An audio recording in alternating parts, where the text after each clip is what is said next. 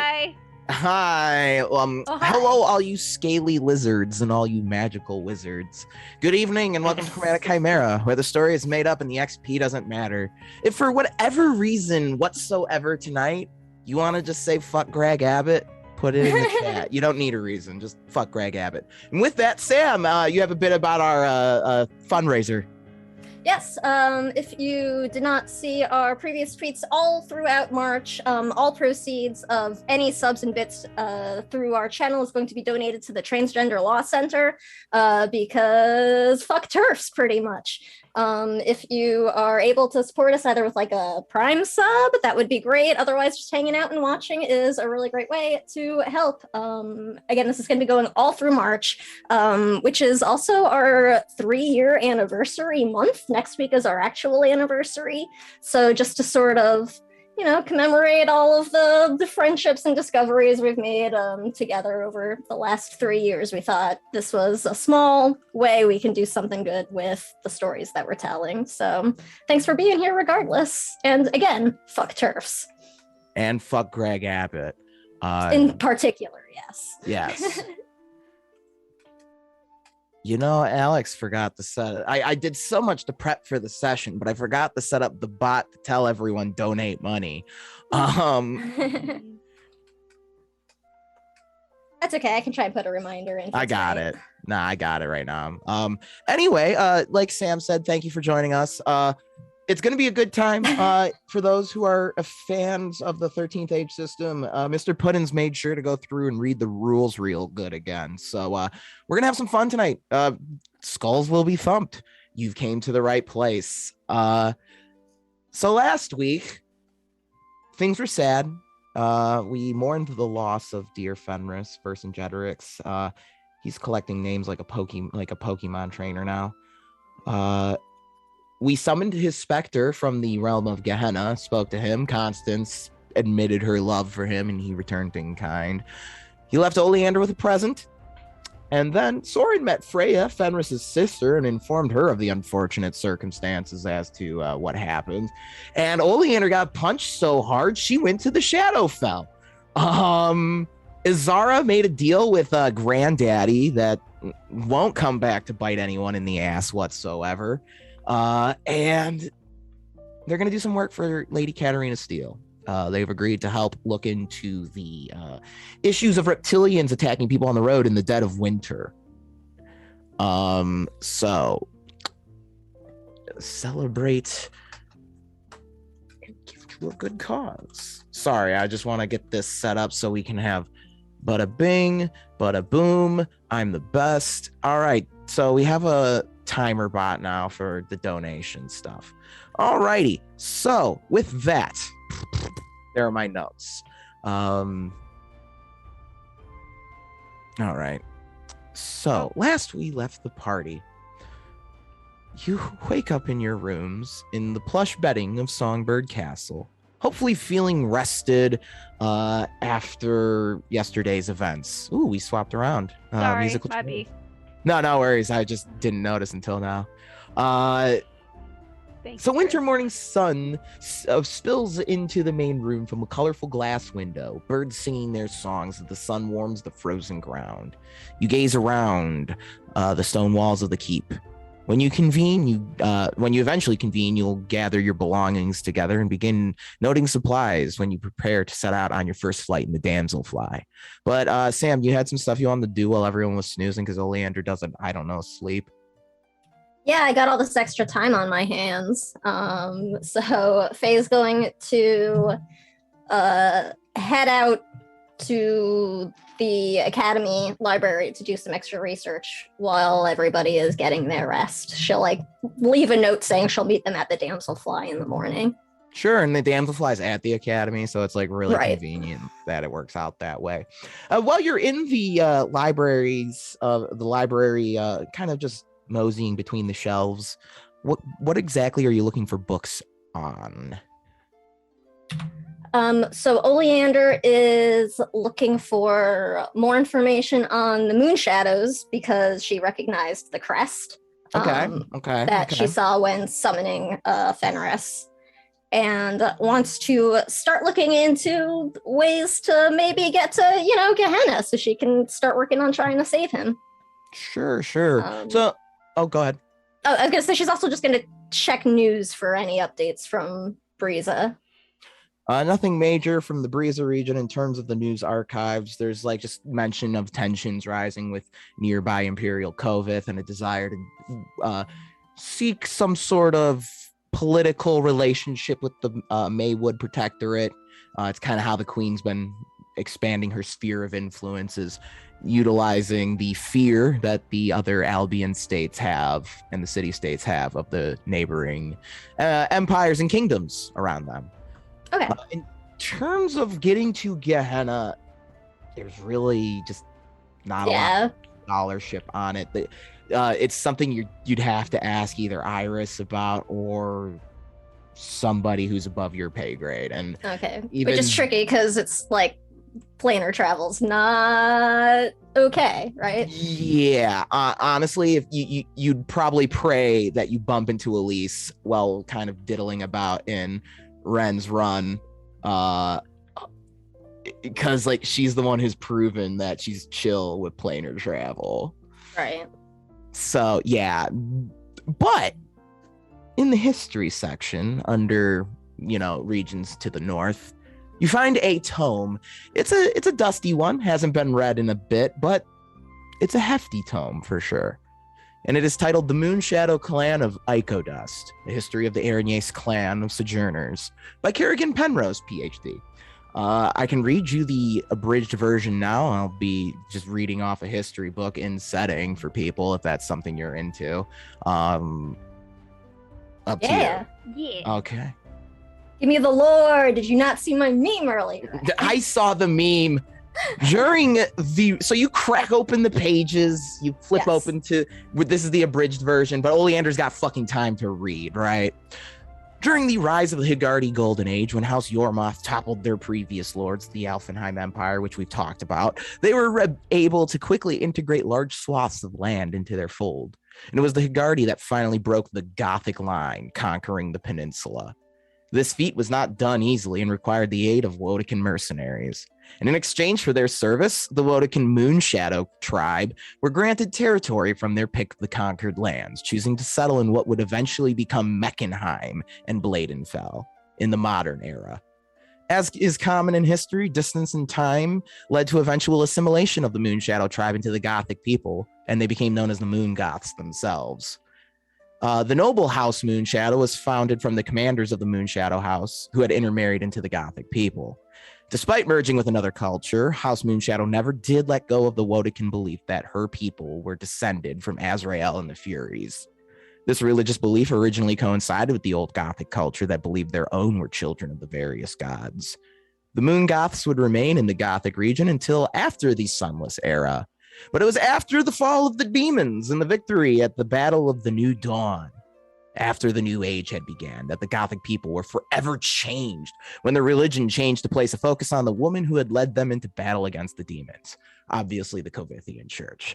During the early days of this conversion to Kovithian culture, the Church of Kovith spread from Bright Goth to eventually encapsulate the whole culture.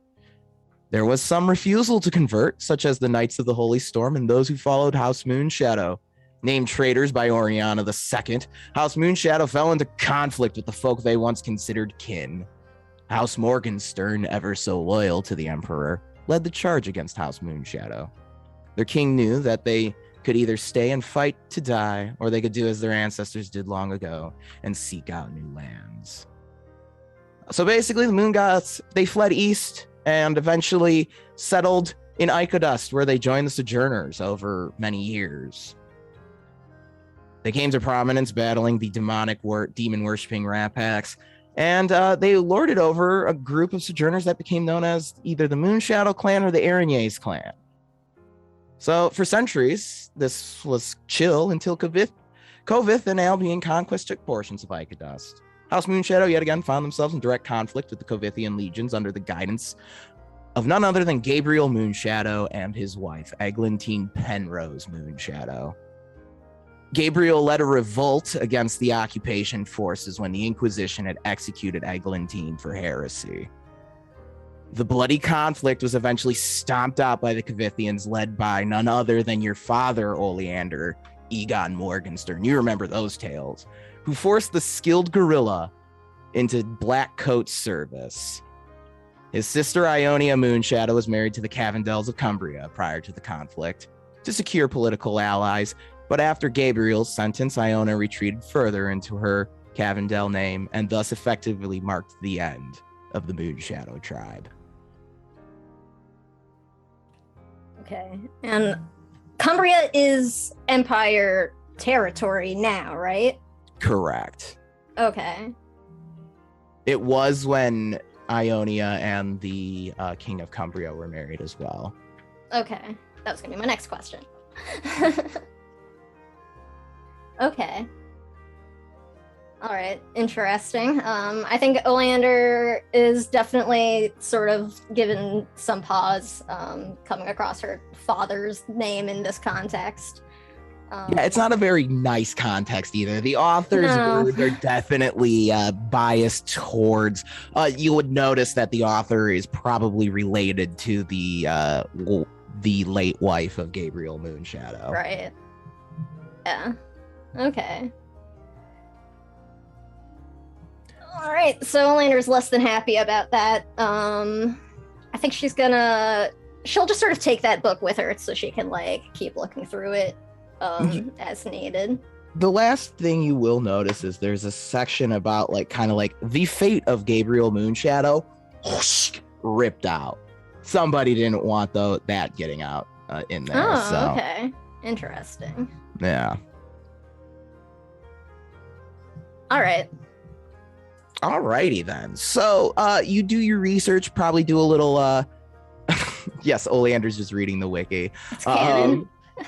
So you probably do a little bit of touching up on your flight training that you've been working on the past few days with Budvigar. Because tomorrow's the first time you're kind of flying the damselfly. But the next morning comes, that crap I read off at the beginning happens, and everyone kind of meets up at the Oprix Academy when we're ready to kind of head out. You can do some shopping. I didn't know if you can get potions, healing potions. You could probably get 3 of them. They're discounted at 75 silver pieces each because you work for the academy. Up to you. Let me double check how many I've got now. And you said I think we had 3 potions from Fenris's belongings. Yeah. Oleander went through his shit, so she would know. Yeah, you got 3 healing potions from him for that. Okay. Lauren has 1. All right. I have 2. And just a reminder, healing potion is basically you get like a free you get a free recovery plus 1d8. Oh, okay. I just had a free recovery put down. I have 1. Okay.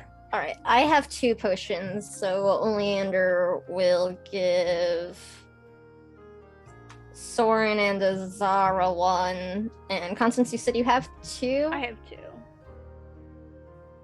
She'll give Azara the extra 1. Puts me at 3. Yeah, I think that means you should have 3 total now. And I think everybody else has 2. All right. Like I said, you can probably purchase 3 more while you're in town. You can get them at a discount because of Oprix employee discount. Yeah, I mean, might as well. Then we all have 3. Yeah. Stocking up is not a bad idea, and we're not sure exactly when they'll be back. So. If God is saying that we should be worried about resource management, we should If God is listen to repeating. God. And if God is 225. telling us, you can go buy health potions, and has said so several times, maybe we should listen to God. All right, 225 total for all 3 potions with the employee discount. All right, Cha-ching, Oleander's got cha-ching. it. 225. All righty. Is there anything else anyone wanted to do before taking off? Don't think so.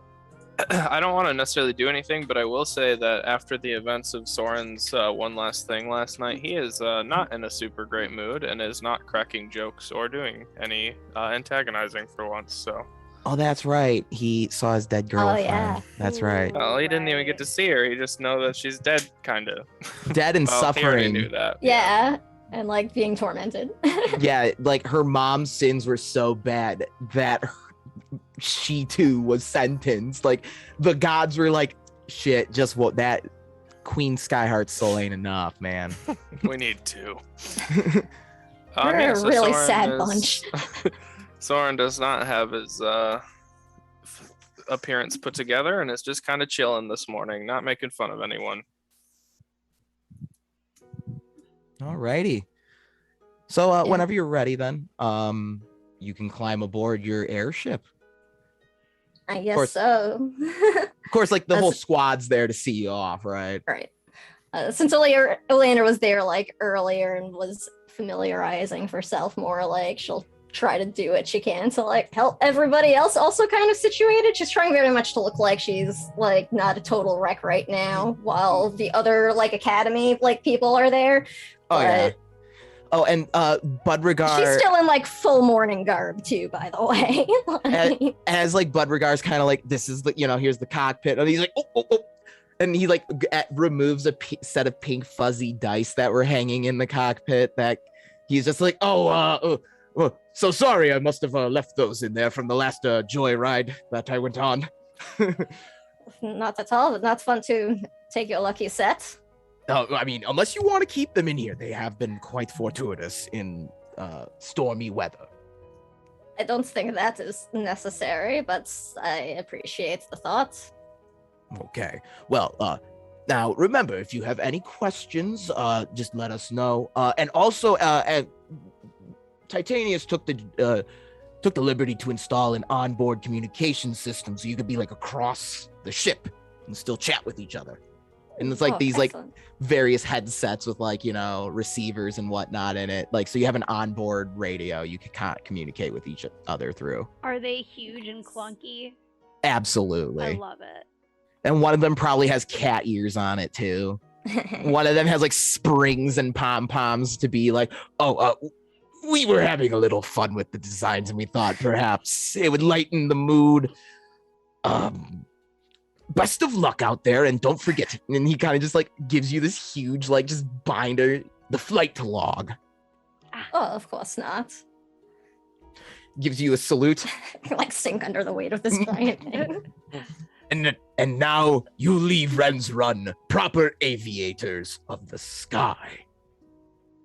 Yes, sir.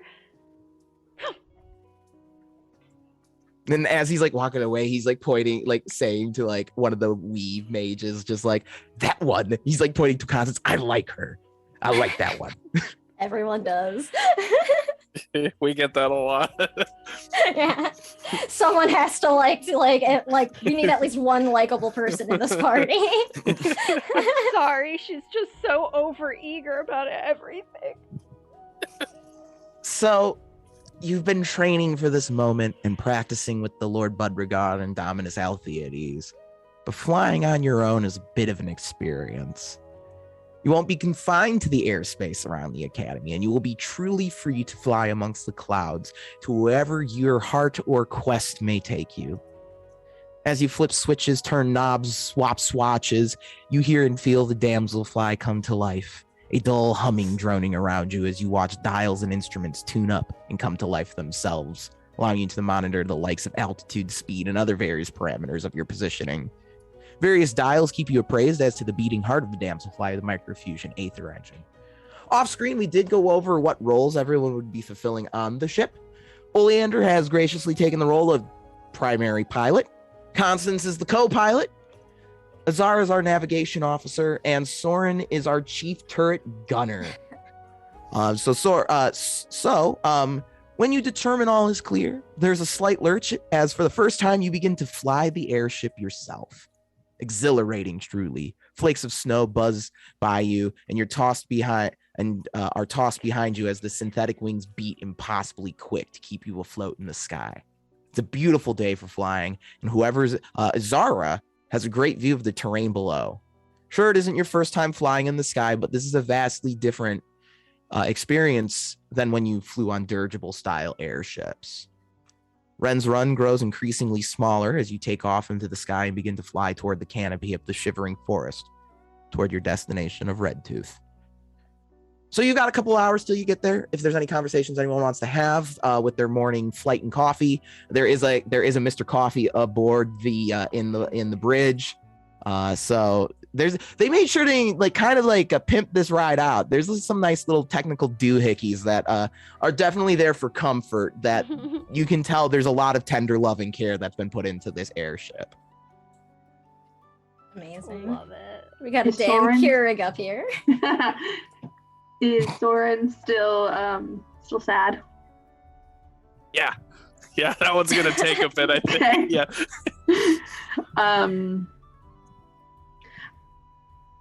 And Zara will just kind of like hang out in his vicinity in case he wants to talk. He doesn't shoo you away, but he does not talk. Cool. Guess they'll make Comfortable idle silence. conversation about something that doesn't matter. Yeah, that works. Okay, so there's some inconsequential, probably like, this is pretty cool, huh? So stuff about the airship. It's definitely a very, it's really interesting. You can definitely, you can navigate around comfortably. The airship has like a stabilizing system that helps it maintain balance while flying. A few things to note. Oleander, if for any reason you become indisposed or taken away from the cockpit, Constance can easily take over flying. For sure. There isn't really an autopilot system. They're not that advanced yet. I wouldn't expect there to be. So at least someone needs to be in the cockpit. Soren, you're really not needed in the turret unless like the ship's under attack. So you can be wherever you want. Oh, I have the best job. This is sick. All right. Anyone else have anything they would like to do on this flight? If not, that's fine. I can just boot us to the next thing. I don't think so. Yeah, I think I'm okay. I feel like there's just lots of really awkward, lengthy silences with like Oleander and Constance in the cockpit. Yeah, Should we assign the log stuff to Soren? Fuck. I mean, Oleander will just go over it anyway afterwards because she's not going to trust me Yeah. to do it right. But Oh, well, then that's fine. Perfect. Oh, okay. Other things to note would be that Constance, you likely know what most of the instruments and gauges really mean. Nope. You probably have the best understanding of that and a lot of like the self-stabilizing system. Izara, as a navigation officer, you know how to guide the ship. You can flag other flying entities around you for your gunner primarily. And it's kind of up to you to help guide the ship, especially during, landing and takeoff. Soren, again, you kind of have the job where you wait till someone attacks the ship and then you shoot them. The turret is interesting. It like in the tail, it does like kind of swerve and bend and everything. So you can, and it has like it's protected with like a slit. So like you don't have Wait, to I'm worry. in the tail? Yeah. Yo, that's sick. All right, I'm spending all my time up there. You guys have Yeah. fun on the ship. Yeah, you're in the tail of the ship. But yeah, like I said, you're not sequestered to it during peacetime. So It's time.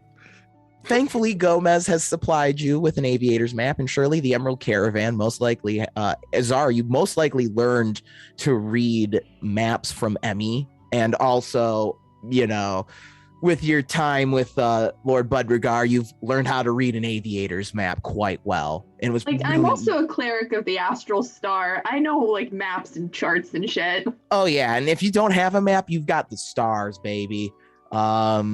That's actually going to come up at some point. The flight to your destination is smooth with the light wind not causing any issue for the damselfly. As you begin to approach your destination, you see a column of smoke rising into the sky from where you have Redtooth marked on your instruments. As you bring the damselfly down, You have to do so slowly to make sure you don't collide with any trees or branches. The Camp Lake town of Redtooth appears to be in upheaval as you hear the clamor of battle from behind the wooden palisades. You see a section of the lumber walls blasted open by a strong force of some kind. We can see that, like anyone on the ship can see that, right? We don't need to Oh, wait yeah. for it to... Okay. Yeah, you don't have to wait for landing, but like trying to do like an absolute flyover because this town's in the middle of a forest, it's Right. not easy to just like land the ship in the town. Yeah. Yeah, so Olander's gonna try to find some place to set down then. Hopefully not Yeah. too far. Yeah, you can set down in a clearing close by. That was the idea. You can just set down close by. You're just not going to be in the town, so you're not going to be able to just turn your gun turrets on it. I guess sort of like over the radio, I'll just be like, "Oh, Zara, can you see anything in the woods?" Like Can while I? I'm looking for somewhere to get down to land. Yeah, you like I said, Izara finds a place that you can land the ship, bring it down in the clearing. Oh, that's I mean really like close. activity or Yeah, whatever. like, Because we know is we are anything going happening to investigate attacks. So Olander's like, can we, find anything while we're on approach, pretty much. Basically, what you see kind of like the forms of figures down below running in like chaos and clamor. There looks like there's some sort of conflict going on in the settlement. There's too much smoke. I can only see outlines. Well, we better hurry then. All right, let's hope I can do this. It's like a bumpy first landing. Yeah, it's a bumpy landing, but you bring her down. You bring her down, and I've gotten to land only like in the academy, yeah. so far. And you've got Constance helping you out too in the co-pilot seat. Back it up. No, No, you're good. You're good. You're good. And You're good. And Soren can also aid with landing from the tail, so you've got like a rear view mirror in Soren at least. But yeah, you're able to bring it That's down. all he's good for. And the lift the lift kind of slides down from the damselfly, and you stand in the woods beneath your airship. It gives that nice that nice car, that crackly sound the car engine makes when you turn it off. So you can approach where the gate, the wall's busted if you want. You can land pretty close to that. Yeah. All right. Oleander and Soren, being trained in the arts of the arcane, you taste a slightly metallic smell in the air as you approach the breached palisade. You can feel static in the air. As you grow closer, the arcane remnant of a powerful spell overcomes your senses. As you cross the threshold of the blasted wall and into Redtooth, you're greeted to the scene of chaos you got sort of an aerial view of. You watch as small serpent-like creatures run toward clusters of hunters trying to hold them off with bows and firearms. Other folk have broken into panicked retreat as the serpentlings swarm the settlement. If you happen to pass one of these creatures running amok, a bonk to the head or a simple attack suffices to take one of them down. So at this point, you can try and aid. It's not, we're going to start the escalation die, but we're not in combat just yet. You can act to help these hunters out if you want, who are the hunters who are under waylaid by the monsters. There's a word. Yeah. How many hunters and how many monsters does there seem to be? Sorry. There's just like a couple. There's a small group of the monsters and like just 3 of these hunters trying to hold them off. Yeah, let's go jump in. Yeah, let's help them. I want to kill the monsters. All right. Okay, there are 5 of them. There we go. All right. Who wants to attack first? I don't care who like runs in and is just like, let's go. Constance will. All right, And go she ahead will and activate her halo real quick. Free action. And then we're gonna do a bonk.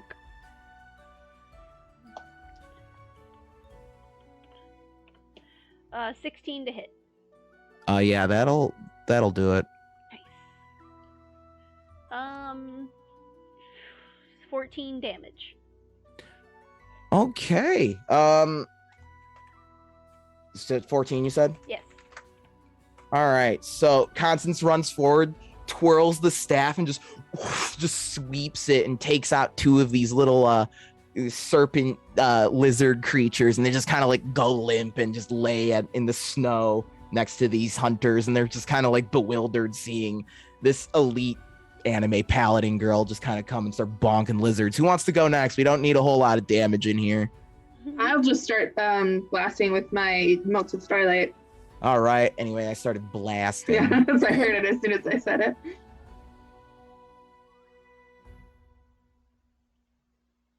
One. Ooh. Not a great roll, but I got stuff to add to that.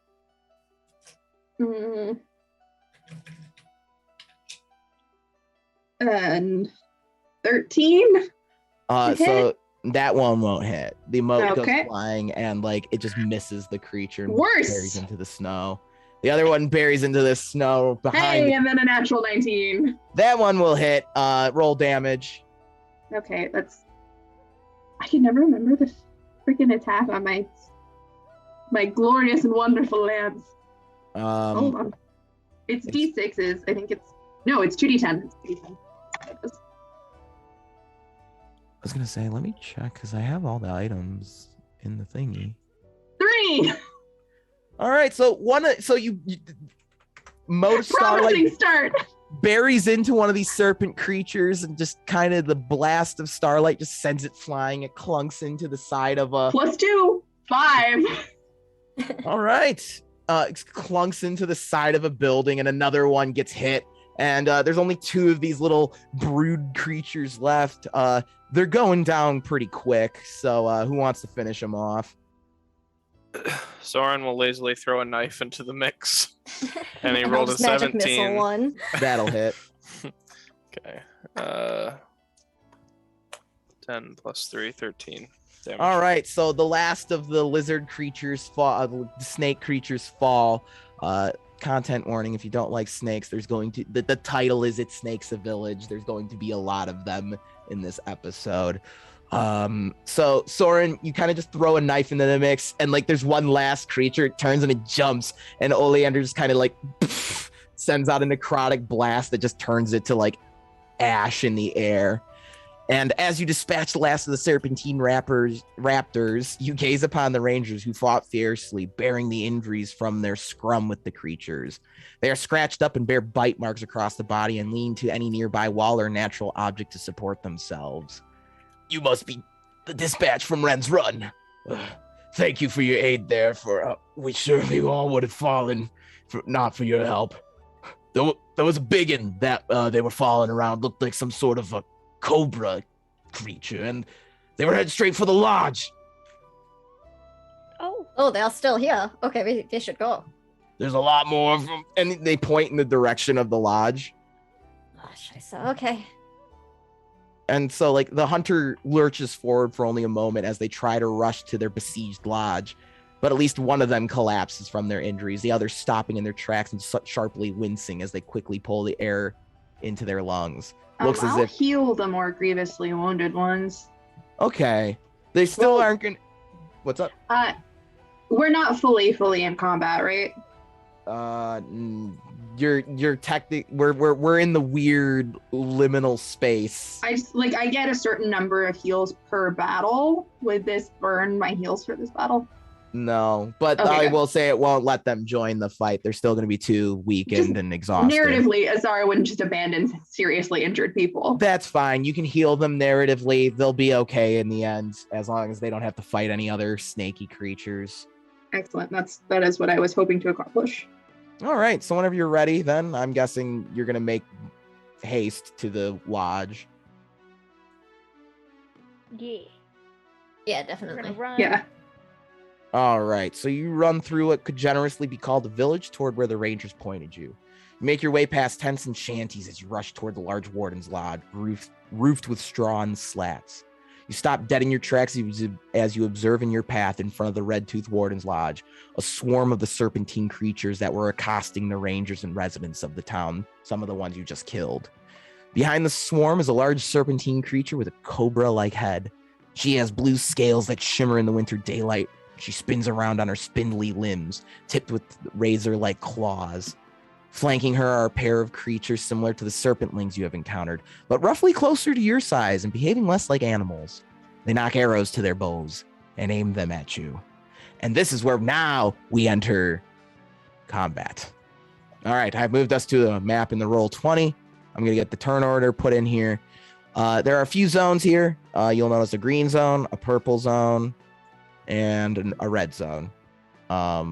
And I'll just get the turn order put up in here, and we can just get right to it, because Puddin's decided to have everyone just pre-roll initiative, because that was just a great idea. All right. Oh, geez, we're going to want to remove all the turns from the previous fight. So, Azara, you're going to go first with a nice 23. Okay. And 1 second, let me get everyone just put in here real quick. And then we've got some broodlings going. They're the little swarm creatures that you fought before. They look like snakes, but they got like arms and legs. It's like a weird cross between a lizard and a snake. Soren's got a nice 22 as well, and is going to go after the green broodlings. Let's see here then. I've got Constance with a 15, and then the Cobra Queen's got a 15.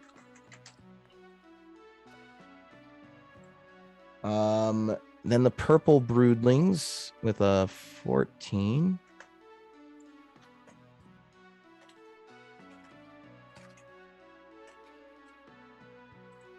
Sorry, there's just a lot of dudes. That's a 13, not a 15. Oleander with a 12. And then the Slithian archers with an 8. All right, Azar, now you can take your turn. Thanks for waiting. Great. Shield of Faith on Soren, Constance, and Oleander. And then I will use my bonus action to summon more motes of Starlight, and that is my turn. All right. Oleander, also note that Terror, nothing happens with that yet, though. All right. So after Azar, the green broodlings are up. So these little green snaky creatures, they're going to just kind of begin rushing towards the party, just and they're going to just begin like filling in gaps wherever they can, get around, engage the party here. There's quite a bit of them, so it's going to get interesting. They kind of just, like I said, they're just climbing over each other to reach you, just kicking up snow and sleet and slush as they're running towards you, hissing, growling. And looks like 1, 2, 3, 4, 5 are going to attack Soren. Nat 1's going to miss. Am I right, Soren? That's correct. How about a 6? Miss. All right. How about a 21? That hits. That'll be 2 points of damage. How about an 11? Miss. 21. Hit. That's the 5 of them. Then we have 1, 2, 3, 4 attacking Izara. Izara, does a 7 hit your AC?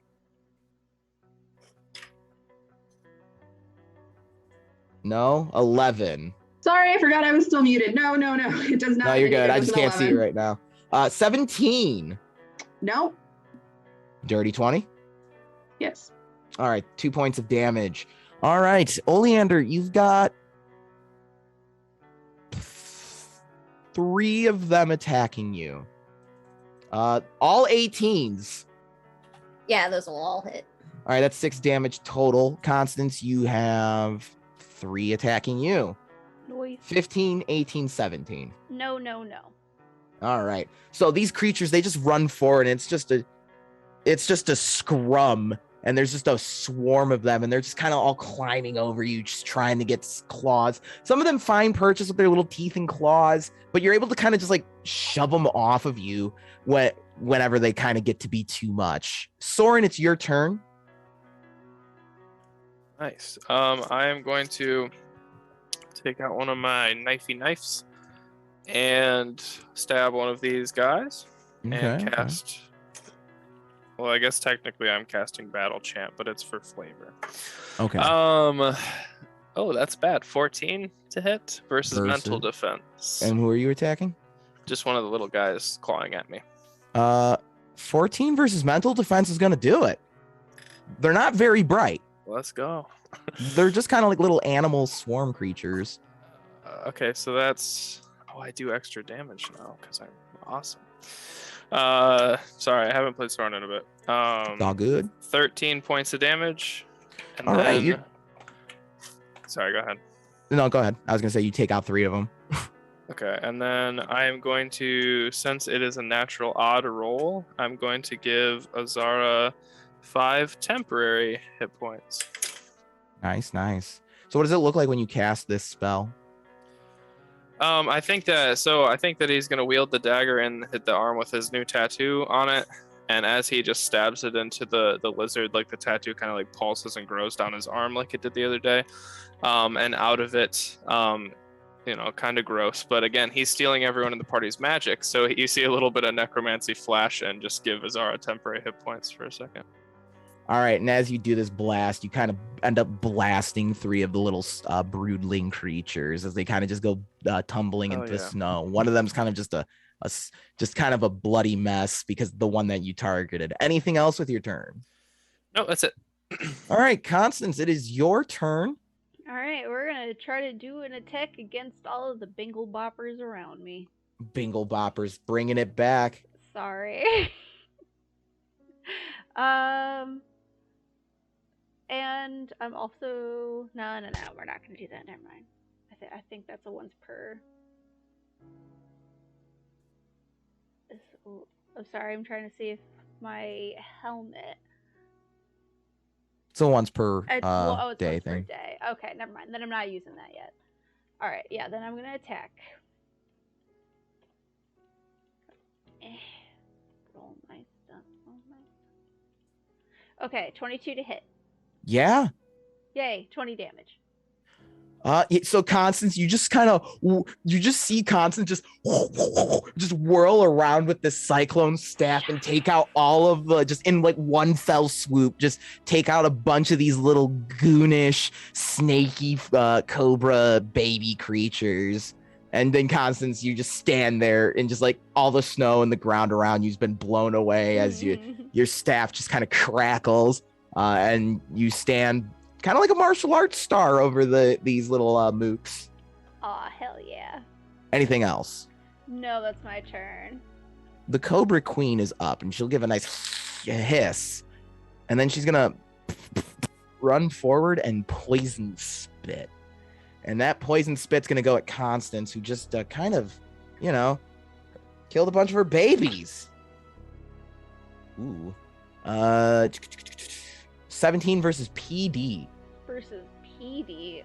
Let's see. Yeah. All right. Constance, Yeah. you will take 5 ongoing poison damage. Considering you are immune to being poisoned, you are unaffected by the poison spit. Oh, okay, cool. So like it, like this poison lube gets like flung at you, and just it hits you in the face and hits you in the eyes, but then it just kind of you just kind of wipe it away and just don't feel. It's like why would this cobra spit jelly in your eyes? Why would Cobra Rex spit jelly in your eyes? And with that, the next swarm is up, and they're gonna just they're gonna run forward and just fill in wherever there isn't a little green dude, and that means a lot of them are filling in as they just kind of same deal, just kind of start spilling over through the snow. But Oleander, fortunate for you, you've kind of got yourself in a pocket there, so they're just a line of just little serpent creatures. They're not thinking, they're just throwing themselves towards the group. Soren, you're gonna get attacked by 4 of them. All right. Crit. Sick. You'll take 4 damage and you gain 2 stacks of mana burn.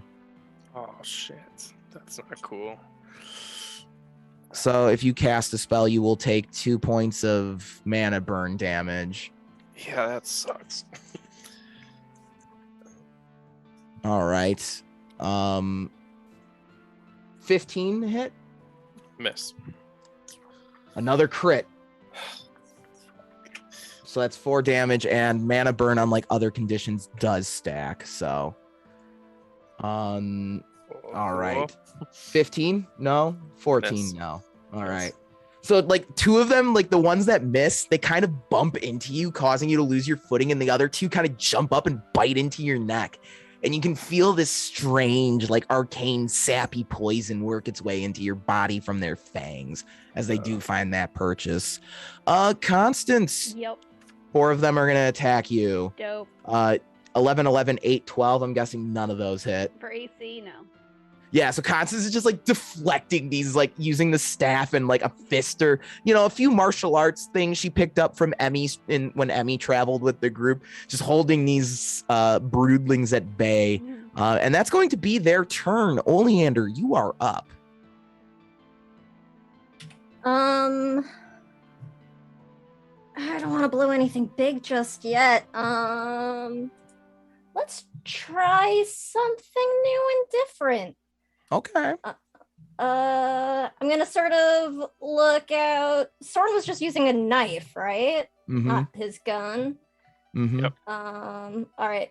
I mean, Soren and Constance will get to choose. But if you would like to pay 2 HP, Oleander can do a thing to give you a damage of 2d6 on your next hit.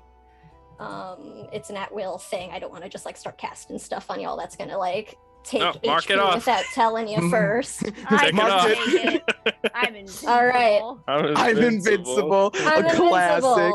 invincible. So yeah, she's gonna go ahead and cast Thirsting Blades, which is something I haven't done yet. She's just gonna make like a gesture with one hand while she summons Aphelion in the other, and like the shadows on her hand, like she takes her gloves off too, so you can see like the shadows are just on her hand still. And the shadow's gonna like sort of stretch out and like wrap around Soren's knife and Constance's like mace staff. And as it does, I think you sort of feel this like cold drain as the 2 hit points of life just sort of gets like sucked into the blade. And the next hits you make are gonna deal 2d6 extra damage. Dope. And that was close quarters, so it does not draw an attack of opportunity for anyone engaged with me. You said Yep. But I am going to otherwise stay where I am, because I'm not going to try moving right now. 2d8, 2d6. 2d6. Okay. But hopefully that will help get rid of a lot of these snakes. That's all I can do. That was my main action, and I don't have a quick right now. All right. So that happens, and the Slithian archers, they shoot off their arrows, aiming carefully. Soren, you're going to take another critical hit from the one of the archers here. If I fucking die to these things and not the tunnels, I'm gonna be so pissed. And Soren, with this crit, the arrow hits you in a way that it like kind of like it's got a rope on it, and it's got you stuck until you can get that taken care of. Jesus. How much damage? 4? I haven't got there yet. Okay. 10. That's way worse than 4. All right, I'm looking good. All right, and then the other one is going to go towards Oleander. That is going to be a dirty 20 to hit AC. Yeah, that'll hit. As the arrow buries into you, you take 12 points of damage. The non-crit did less. So these arrows, they're just skillfully shot. So the snaky creatures are animal-like, but the snaky archers seem a little more witty than the reports were letting on. We're at the top of the order. The escalation die will tick up to 1. And the Cobra Queen, you just kind of hear a gurgle, just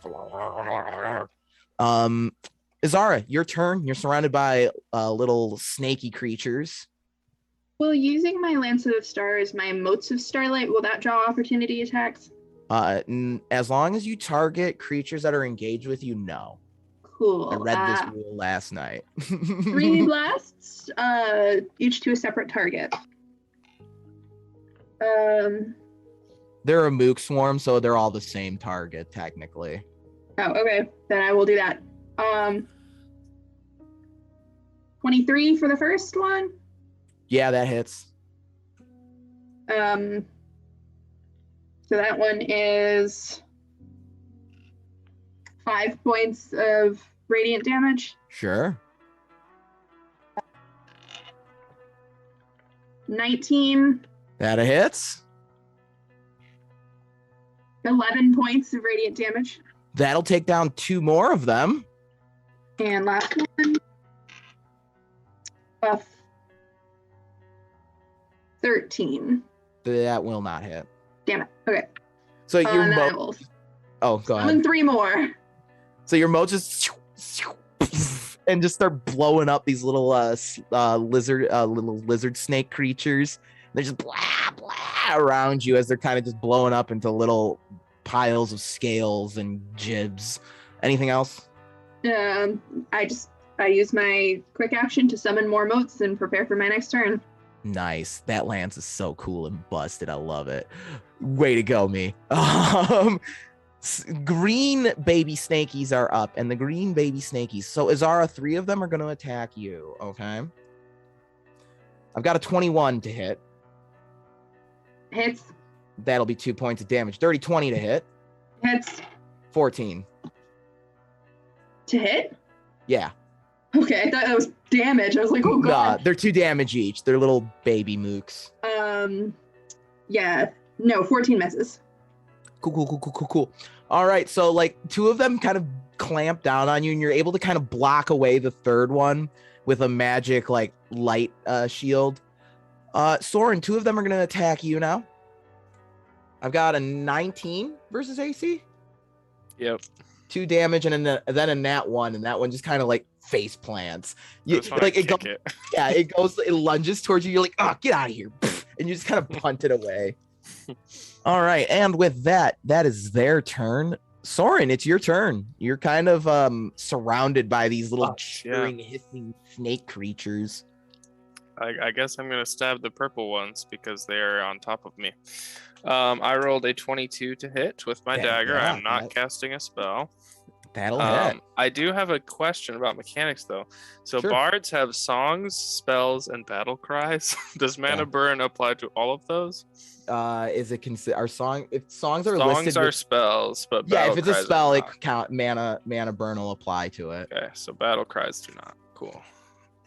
All right. Well, and it doesn't matter anyways. I'm just rolling. I was gonna say, I but- believe battle cries aren't listed as spells, but songs are. It's really weird. Yep. Songs. You get are 2d6 spells. from Oleander too. I got it. Thank you. I feel very strong with that actually. actually Now I for just need one to turn. overcome. Man, where was that Yeah. shit when I was a player? 22 damages. All right, you're gonna just. So as you like slash your dagger out, you kind of do this like spinning slash. The shadow in the dagger kind of like tendrils out and just kind of it does like an after image of your dagger, just shadow after images follow up your dagger strikes, just finishing off the little lizard snake creatures as you're just swirling around. Is there anything else you'd like to do with your turn? Oh wait, do I get 3d6 because I'm level 6 or 3 now? You should, yeah. Oh, okay, one more. Yeah. 4 more damage. Sorry. No, that'll just I take down only an rolled extra. That'll take down one more. Cool. And then I rolled a natural even, so I am going to. I'm actually going to use my half elf feature at surprising and lower my own d20 by 1. Okay. And then give myself 5 temporary hit points because I need it. Very nice. So Soren, you're kind of just whirling around. You open the book, read a passage, and you kind of glow this green intense glow with the temporary HP as you recite a story of Emmy's protection of the caravan. What a sweetie. All right, that's it. All right, Constance, you're up. Alrighty. The swarm of brood snakes is going down really quick. Okay. Cool. I guess I'll run towards the big guy then. You are still engaged with 3 little snaky creatures. Oh, well then I'll kill them first. Or escalation 1. Boom, 23 to hit. That'll hit. 20 damage. So Constance, you just swing around and like as one of them starts like, and there's one in the distance, you kind of just like you kind of slide forward, come up and throw your staff up and knock that one, Hell launching it yeah. into the air, and it just kind of lands on the roof and just ragdoll rolls down off the roof and lands behind Azara in a thump. Love it. All right, anything else, Constance? You do now have an open path. Yeah, I would like to run into the next zone. As you try to run into the next zone, this a little freebie guy intercepts you as you try to run towards his queen, and he's like, "Wow!" Blah. All right, the Cobra Queen is up, Does he and try to she's hit gonna me? what? Does he try to like hit me? No, he Oh, just just intercepts stops you. me? Yeah, he just stops you from moving. The Cobra Queen's gonna run for a very open Soren. Soren, you're stuck still. Bite attack. The fuck, man. Ooh, 25 to hit versus AC. Yeah. Soren, you will take 4 points of damage and 4 ongoing poison damage. Jesus. And then because she rolled a nat even, she gets to also make a free constriction attack.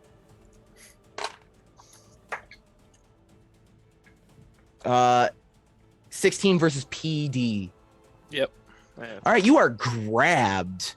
So you'll lose the stuck condition and you'll gain the grabbed as this Cobra Queen kind of coils around you. And instead of 4 ongoing damage, your ongoing damage is going to get ticked up to 10 while you're being constricted. I'm about to die. Awesome. Soren's like, I came back for this. I have like 7 conditions on right now. Ooh. So let's see. And then yeah. So the Cobra Queen will not be able to move while Soren is constricted and grabbed. With that, the purple broodlings are up, and they're gonna just start filling in. Oh, Cobra Queen, you're too thick, baby. You're too big. They're gonna just start filling in around all the rest of you. So Constance, you've got 4 of them have filled in around you. So 4 attacks against Constance. Ugh, these guys suck. 21 to hit. AC. No. 15. No. 19. No. Crit. I guess. Yeah, so 4 points of damage, and then you'll get 2 stacks of mana burn. Not that really hurts Constance in any way. No. So the little snaky creature kind of runs up your leg and then up your shoulder and just right into your neck. And it stings. It stings. Oleander. Wait, I'm not done yet. Azara still needs to get Oleander and Azara get attacked. First, we'll do Oleander. Oleander, a nat 1 is probably going to miss as you kind of just like wheel your chair over a little bit, and the snake creature just kind of just flops into the snow. Finally, something misses. Azara, 19 to hit. It is my AC. All right, so you'll take 2 points of damage as the creature just kind of bites into your leg as you're trying to stave off the others. Oleander, it is your turn. Oh boy. Soren is still conscious though, right? Just not looking great. Yeah, he's And fine. Well, yeah. not fine, but he's alive. I don't know if I wanna. Fuck it, whatever. Yeah, I'm gonna go ahead and Oleander's gonna be like, okay, I think we have more important things to do, and I'm going to cast the Bones Beneath. Let me roll. That's going to be... Ooh, it's an 18 on the die. Versus... PD. Okay, and who are you casting it at? A nearby mook, hence the mob. All right, that'll hit. It's gonna be 40-12 negative energy damage. Sure. And then anything that drops is reanimated as a skeleton under my control. Sure thing. I'll just get the skellies ready. Ooh. 35 negative drop- energy. 7 of them. 1, 2, 3, Ah. 4, 5, 6, 7. So just like a bunch. So what happens is you know how like reptiles molt their skin? Yes. It's All right. gross. So that kind of happens, but they don't have new skin on underneath. It's just skeletons. Oh, that's so cool. So like I the kinda skeletons love like crawl out like they're molting their skin, just amazing. And they do take their turn immediately after me, and I'm just gonna stick them on the Cobra Queen. Sure, yeah. There's 7 fucking skellies that are just like, Cobra Queen, let's go. All Constance, right. you watch as these skeletons just rush by you and like just, and they're like little snaky, slithery skeletons too, so they're extra creepy. All right, so let's see it. That's 7. So that was a dirty 20. 17 versus AC. They 20 will hit for sure. A nat 1. No. Nat 20, baby. Yeah. All right, so that's 2 hits. 1 is a crit. Another nat 1. 18 versus AC. That'll hit. Damn it, 18. another nat 1. 18 plus hits. 18 plus hits. Okay, Yep. then that'll be another hit. So then that was, I think, 3 hits and a crit. Yeah, so how much damage is it each? 5 each.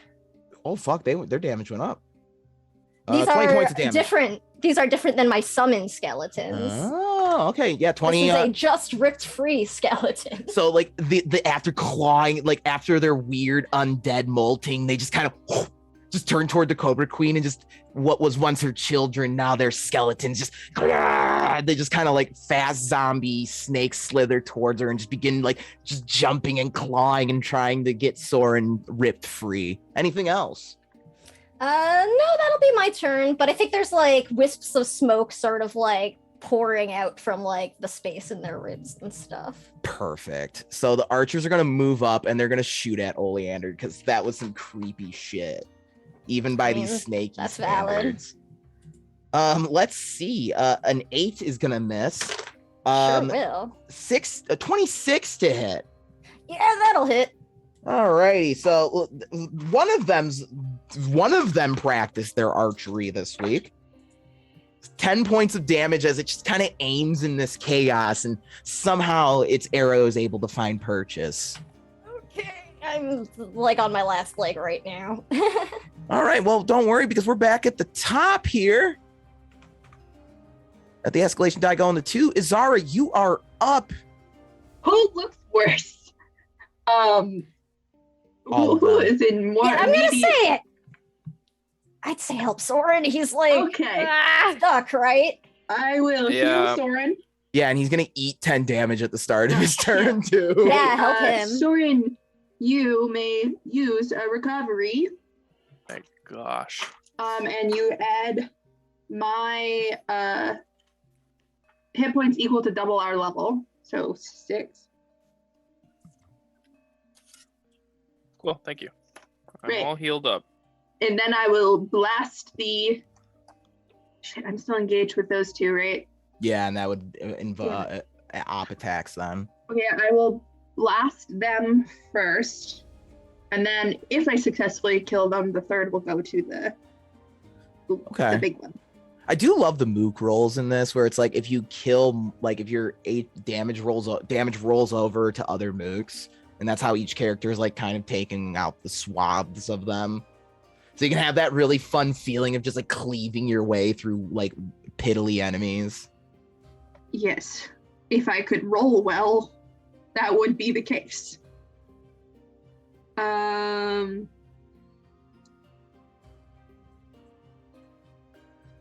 What's the escalation die at 2? 2, yeah. Also, I assume we have the reasonable preparations invocation of life up, just so you're aware. Oh, I didn't want to put it up. Oh no? Okay. No. All right, you just well, tell you told me. us resource management, and it only works once a day. Okay, I didn't know. I thought it was like a per combat dealio, so I didn't No, know. it's once a day. Okay. Look, I haven't played 16 cleric. to hit for the mooks. Yeah, that'll hit the mooks. 11 points of holy damage. You're no longer engaged. Cool. The other 2 are going for the big one. Natural 19 plus. the Yeah, hit. that'll hit. Yeah. Okay, that one's a 8 points stellar damage. All right.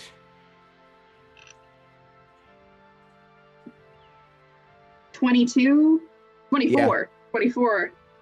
18 Okay. plus to hit, unless you're targeting something else. No. Oh, I rolled max damage. 12 points Oh of shit! body All damage. right. So this what you use one starlight that just kind of flies around and takes out like the two little snake creatures one after another, and then you just send your other two to the Cobra Queen. She don't go down, but she's starting to hurt. There are two more green broodlings left, and they're gonna run for Oleander, who was not very nice to their kindred. Oleander, 18 versus Yeah. AC. Oh, yeah, that'll hit. All right, 2 points of damage, 7. That's all I had was 2. Oof. So they just Why kind of. didn't you tell me to help?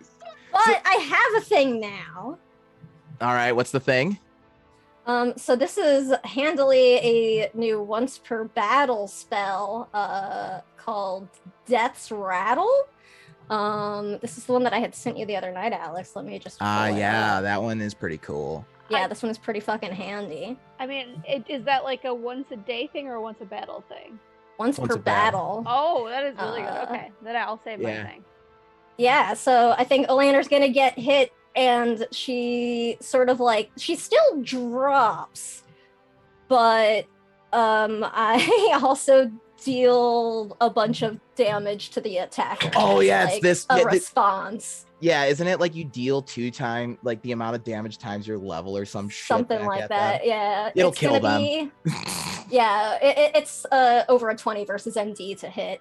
So, Oleander, as you go down, as you go unconscious, it's almost dreamlike as you watch from your, like, you remember where you got shot by the Inquisition? Do you remember that? Like, what was it? Yeah. Your shoulder? Yeah, that sounds pretty familiar. Black tendrils just rip out of your bullet wounds and just wrap around these two little snaky creatures, and you just watch as they get dragged into the Shadowfell, hissing and screaming. Cool shit. That's pretty dark. I love it. Yeah, so there are no more broodlings. So Soren, it's your turn. You take 10 points of crushing damage. Still up. All right. I'm going to headbutt the Ooh. Cobra Queen in the face. Wait, was there anything nearby the one that hit me? Actually, sorry to interrupt, but because I rolled a natural odd, I also deal a damage to 1d3 enemies nearby. You can hit the Cobra Queens nearby, zone-wise. Sweet. Then I deal half damage, so it's equal to the damage of the attack that brought me below, or 5 times the level that hit me. All right, so it'll be 10 points of damage because it was like very piddly. Okay. Because they're little moops. All right, so the Cobra Queen, like one of the tendrils wraps around the Cobra Queen's tail as Soren's getting ready to try and rip himself out here. I'm gonna headbutt the Cobra Queen in the face. All right, go for it. For flavor. Headbutt. I rolled an 18. You headbutt it. Fuck yeah. I'm just gonna use dagger damage if that's fine. Yeah, it's fine. That's what this game was Yeah. designed to do.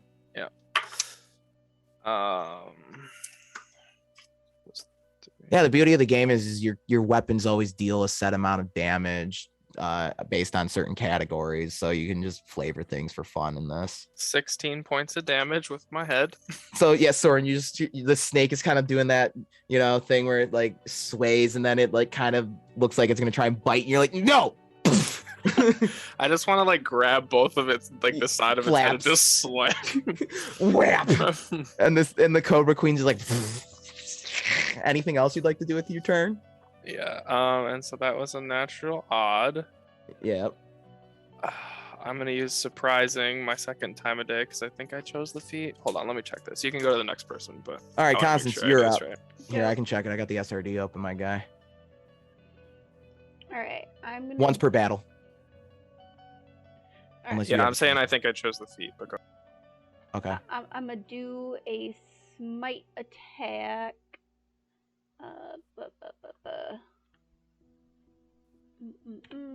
25 to hit Big Mama.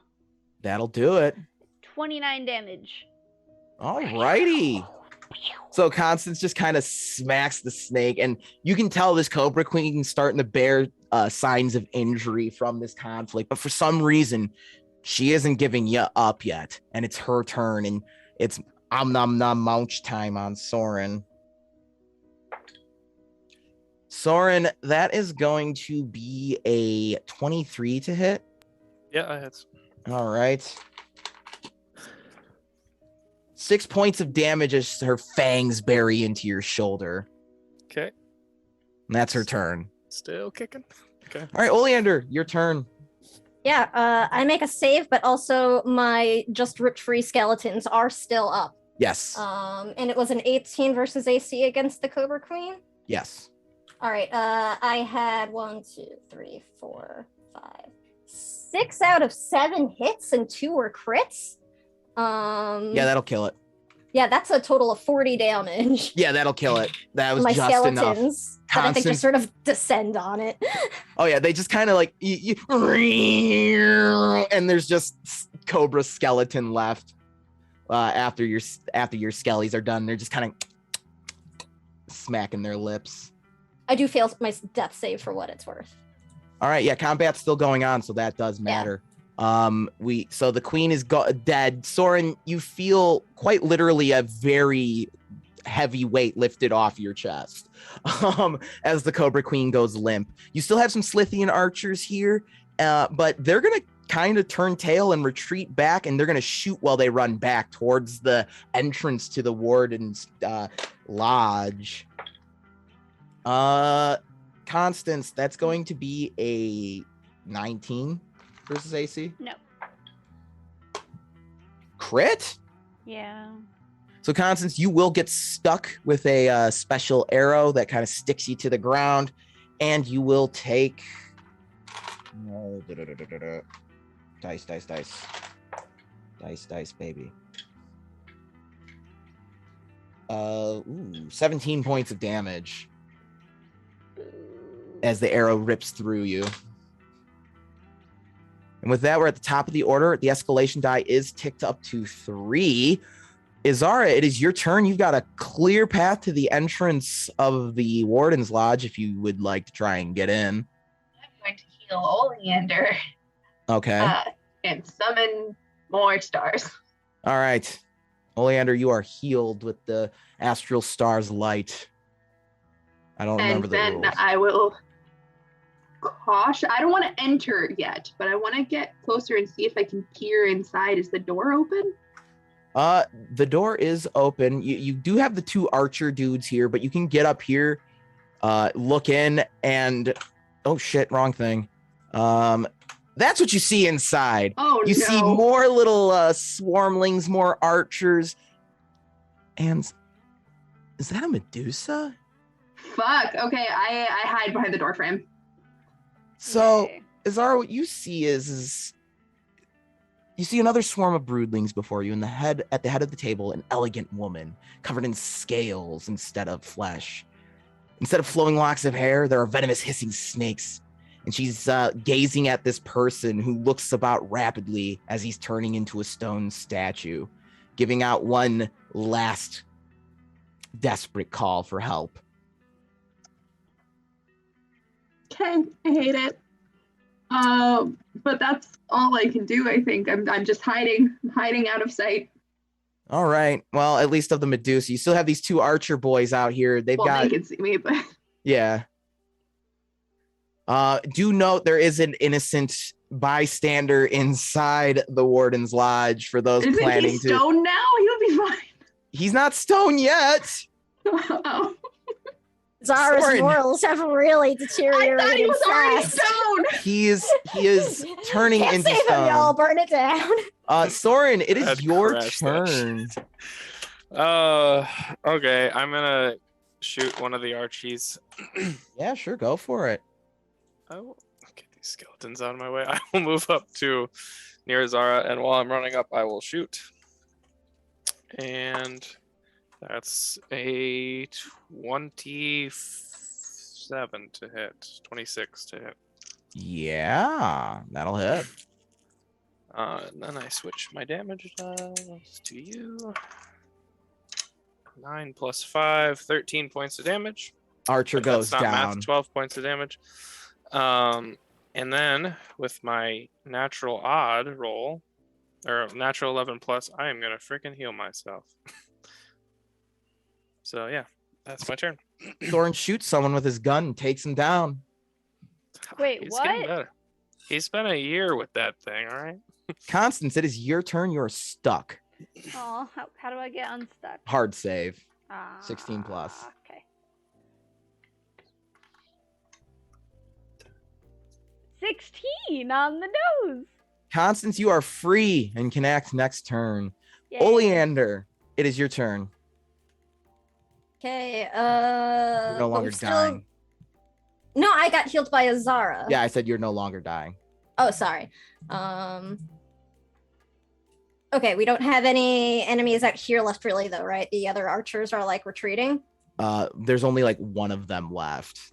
Soren kind of killed one of them. I mean, Oleander's fucking mad, actually. So if he's in range of far away, she's just gonna magic missile this fucking lizard person in the back. Yeah, go for it. Like, not even paying any attention and just start making her way with her, I guess, skeletons towards the entry. Or they last per battle. So if we're in another battle Nope, this is all one battle. We're on the Okay, same I wasn't escalation sure. die. Sweet. All right, then yeah, I'm just fucking leading my army of lizard undead. All right. So yeah, you just bury a magic missile into the back of the retreating archer. All right, we're gonna go back to the top of the order. The escalation die is going to tick up to 4. Oleander, due to your terror condition, you're now afraid. You kind of feel the paranoia seeping in, the panic of the battlefield. Whatever sort of strange eldritch forces have sway over your mind make you feel uneasy now. And with that, the Medusa, Izara, you're up. Oh, good gracious. I don't know what to do, is the thing. Because these are all Oleander's skellies? Yes. Okay. Fuck it, man. I will lean around the door, not going in, lean around the door to get line of sight. Okay. And I will continue to do what I have done thus far and try and hit them all with my motes of stars. Sure. It's a natural 18. Yeah, that'll hit. 11 points of stellar damage. All right, you take out 2 little guys, and you could just kind of hear this voice. Why don't you come in and face me, Emerald thank you. Caravan? Natural 19 on the other one. That'll hit. 9 points of stellar damage. That'll take out one more little goon. And last one. The natural 3. 13. That one will not hit, and you just kind of see the Medusa grab the moat, like with her hand, force grab it in the air and just throw it aside. Oh no. Like I Well- said, Emerald Caravan, why don't you come and face me? I summon 3 more and continue hiding behind the door frame. Soren, it is your turn. I just see Azara like duck back with like sweat on her brow, and then I take a peek in because I haven't seen yet. Oh my god. Yeah, it's not good in there, Soren. It's not good. All right, well, I am going to Did cast. we run away? Nah, we win these. I'm gonna. I love Unfortunately, the there are civilians hot take. around, so Loving no. the confidence. It's seeped over. Oh no. I'm gonna cast venomous words at Sure. the Medusa because I don't like her. Good luck. She's mean. What's that versus MD? Yeah, don't worry. I rolled hot. God, I am so bad at math tonight. Apparently, wow. Got brain lag. 27 again. Yeah, that'll hit. Okay. So it deals. I mean, you wrote the spell, but I'll repeat it. Go ahead. I The forget. target takes 8 ongoing psychic Whenever the target takes venomous word damage, an ally heals equal to that damage. And I am going to... Oh, I get to choose every turn who heals, I think. Yeah. And then it was a natural odd, which does nothing. So that's it. Alrighty. So you kind of whisper your venomous words, and you see the snakes, her hair snakes, kind of like as you whisper your venomous words to her. Constance, you're up. You can reach. Wait, one sec. Oh. I will take my mana burn damage, I guess, because that's a spell. Oh yeah, you gotta eat that. And apparently this is a quick action, so I'm gonna shoot my gun too. Oh yeah, sure. Wait, shooting your gun's a quick action? No, that spell was a quick action. Oh.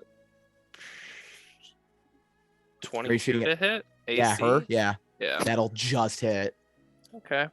Yeah, that's fine. It's all good. 9 plus 5, 14 points of damage.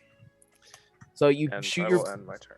You shoot your bullet, hits her in the shoulder, and she's like, "Oh, foolish child of the betrayer. I wouldn't have done What does that." mean?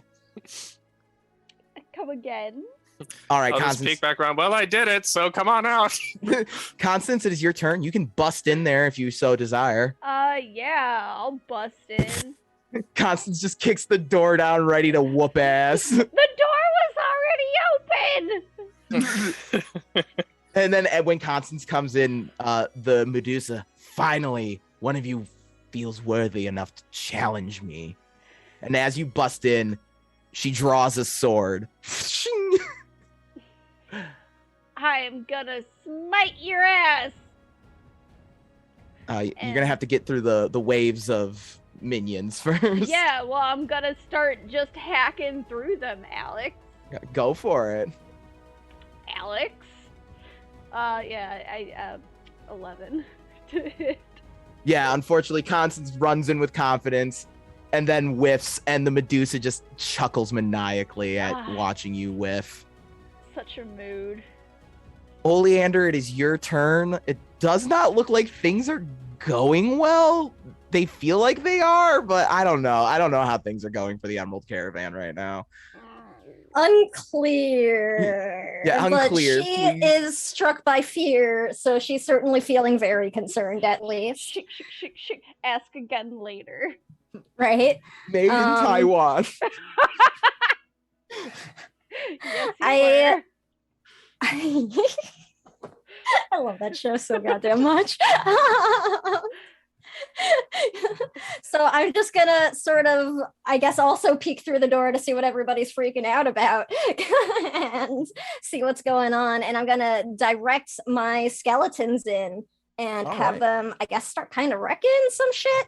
Yeah, the break shit. Limp Bizkit wrote a whole ass song about this. Yeah.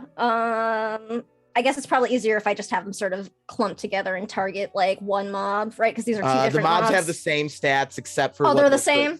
Yeah, their crits are the only thing that change. That was just for fun variety on my end. All right. Well, it's gonna be versus AC. I rolled everything ahead this time. So a 12. Versus 15. Just tell me 15? versus 15. Okay, yeah. 1, 2, 3, 4, 5 hits, including 1 crit. So that's gonna be 5, 2, 10, 3, 4, 5 crit. Okay, 30. you kind of wipe. So your skeletons just kind of they move in, like they start wiping these mobs. Just Constance, the Navy SEALs have arrived, and they're skeletons, and they're just. They just kind of run in. They just start throwing these little broodlings to the wall, and like one of them takes like the rib bone of another and starts beating one over the head with it. All right. So that's their own turn, but I'm gonna spend my main action. I'm actually gonna rally to heal some more because I rolled like shit on my last heal up. So I think when I sort of like go to send my skeletons in, you just sort of hear like a really angry, frustrated Oleander like yell, and like the shadows sort of flare out from like her injuries, and she's gonna start patching up a little bit. I should check my notes again. Okay. All right. Cool. With that, the archers are up, and they're gonna just shoot at your skeletons because they're not a fan. Yeah, let me pull up my they're stats. Yeah. shit, I dropped the AC is 18, and they have resist weapons 16 plus. Oh, fuck, that's right. Fucking A, undead, baby. Oh, nat 18, so that's unfortunate. So that's one. They've only The got other one's 11 gonna miss. HP. The other one's a nat 6, so that shit's gonna miss. I'm not gonna bother doing the math on it. Like AJ had pointed out, I have lots of combats planned for the evening. 16 points of damage to the skeleton. Okay. So I've got 7 up. So 16, one of the... I think that'll drop 1, yeah. All right. So the arrow just kind of buries into the skeleton and causes it to burst. And then it does the bursty thing, right? Yeah, that's gonna deal 3 holy damage to anything engaged with it. All right, that's the last of the green brood, just kind of blows up in the light. And with that, the Medusa is up. Constance, she points her sword at you, and there's just, you just kind of, your hair starts to stand up as you feel static. And then there's this, as she casts lightning fork at you, targeting you and Soren hiding behind the door.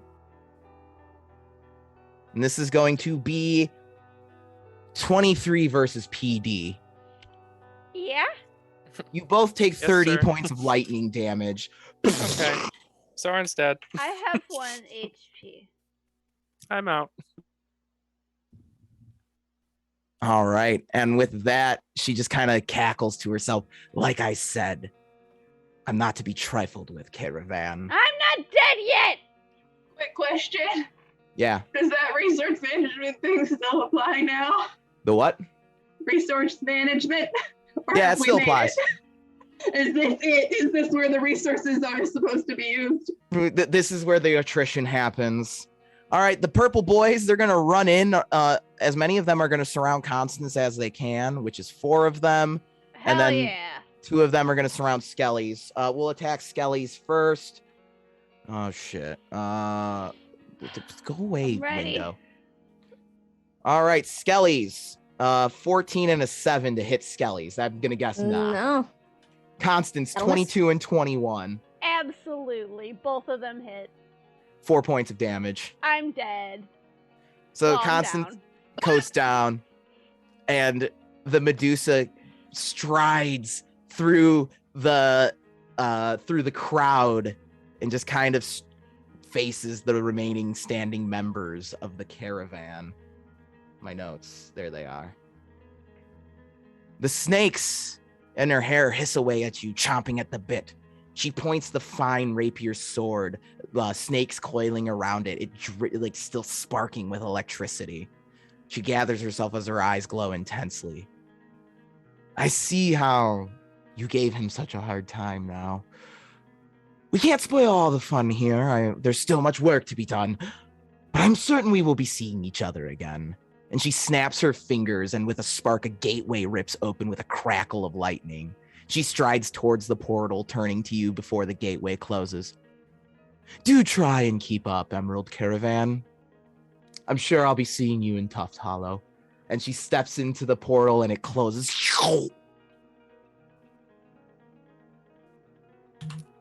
Gonna go jam a potion down Constance's throat. Yeah, and like when she teleports out, all the other like reptilian creatures that were still standing were gone too. All right. I'll just sort of have my skeletons drop themselves Okay. once the threat is gone. Yeah, once the threats are gone, everything's fine. You can, any of the spellcasters can try and cast a spell to reverse the petrification process that the Medusa had started on the man. Mana burns still apply. No, mana burn goes away because the encounter's ended. Yay. Is Soren Good. stable? Or do I need to stabilize him? Or Oh, like, he's dying. Well, the fight's over, so you can fight's stabilize. over. So. Okay. Okay, great. I will do that first. And then I will approach the poor soul who has been half turned to stone, I guess. Yeah, and we will see what happens with that after this break. Don't touch that dial. Don't. We survived, sort of. Please. Don't touch that dial. There's more fights coming up. Oh, Spoilers. Alright.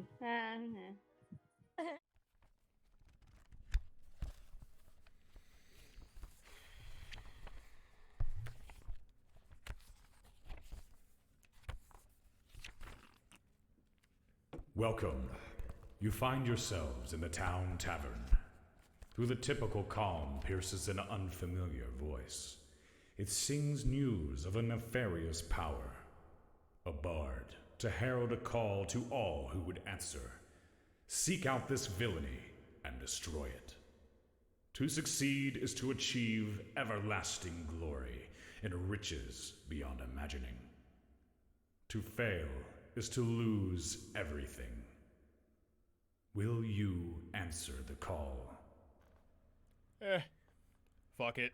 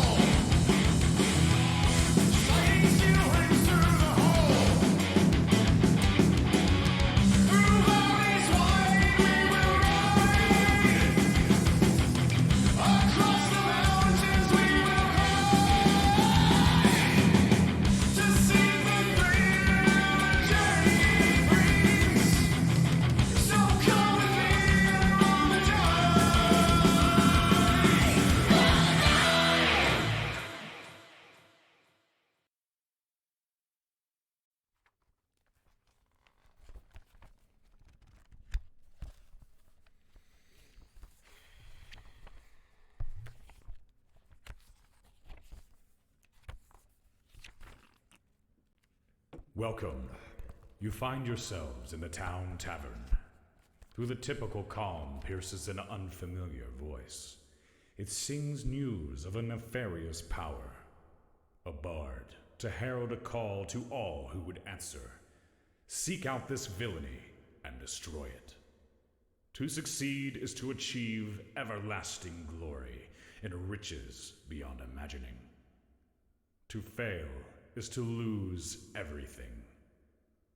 Will you answer the call? Fuck it.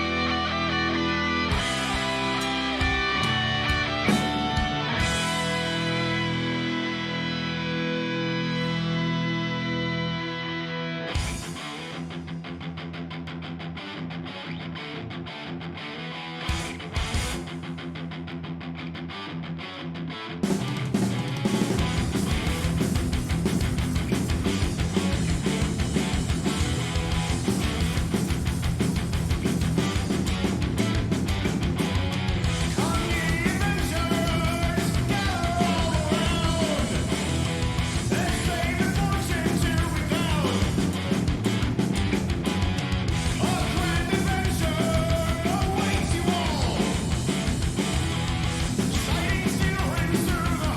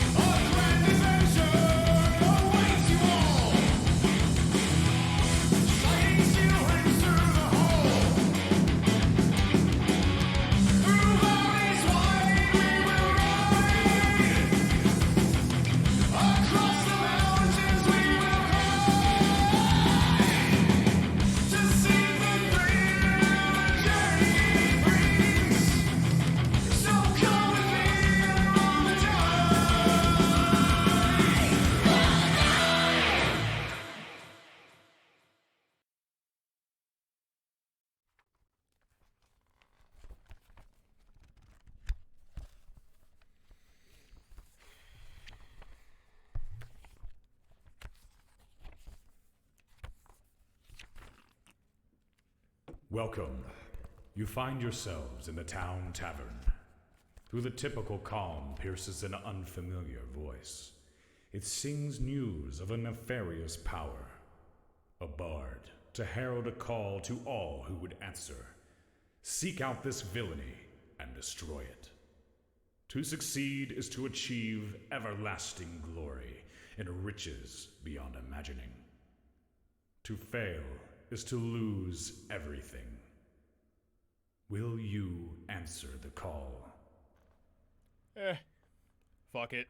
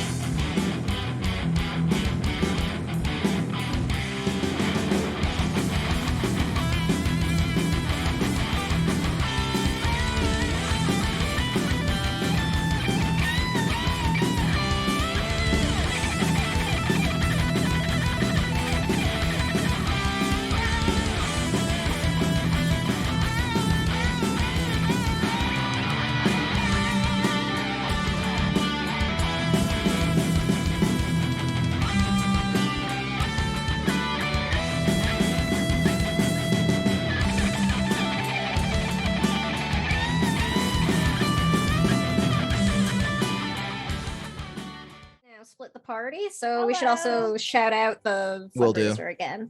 Will do. Hello. We're live. Oh shit! Fuck. Hi, we're live. Shit, fuck. Hi. So the party did a good thing and made is gonna help the guy be not me and make him not stoned.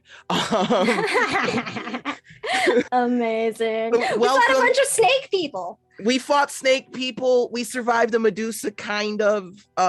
Welcome. Thank you for joining us, Split the Party TV. Thank you for the raid. We are doing the first night of our fundraiser all month, where we're going to be raising money for the Trans Law Center, because fuck Greg Abbott with no reason whatsoever. You don't need it. You can just put it in chat. Welcome back, everyone. We fought some snaky things, and now we're going to be helping this guy out. So we're going to just jump right back into it, because we got a lot of shit to get through. All right, so you watch the panic eyes of this half-elf man turning to stone dart back and forth as you approach, to undo the curse placed upon him by the Medusa's petrifying gaze. The stone crumbles from his body as his fleshy form is restored before he is turned into a statue. The man collapses for a moment before collecting himself, coughing a bit, dust flying out of his mouth. As he composes himself, you get a better look at the man. His graying hair is kept short, and he sports a well-groomed set of mutton chops that meet above his upper lip. He wears a fine blue jacket with gold buttons and epaulettes to match. That's the name of like the 1800s, like Captain Crunch shoulder things.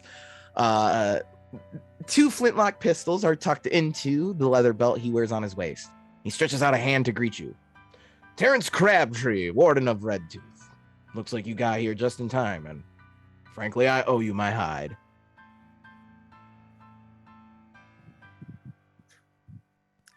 You're a shit warden. What's going on here? Excuse me, sir. What's going on here is we've been under assail from these reptilian creatures on the road here for the past week or so, and this is the first time they've actually assaulted like this. Before it was just packs of these little snake. He kind of kicks one of the dead snake creatures.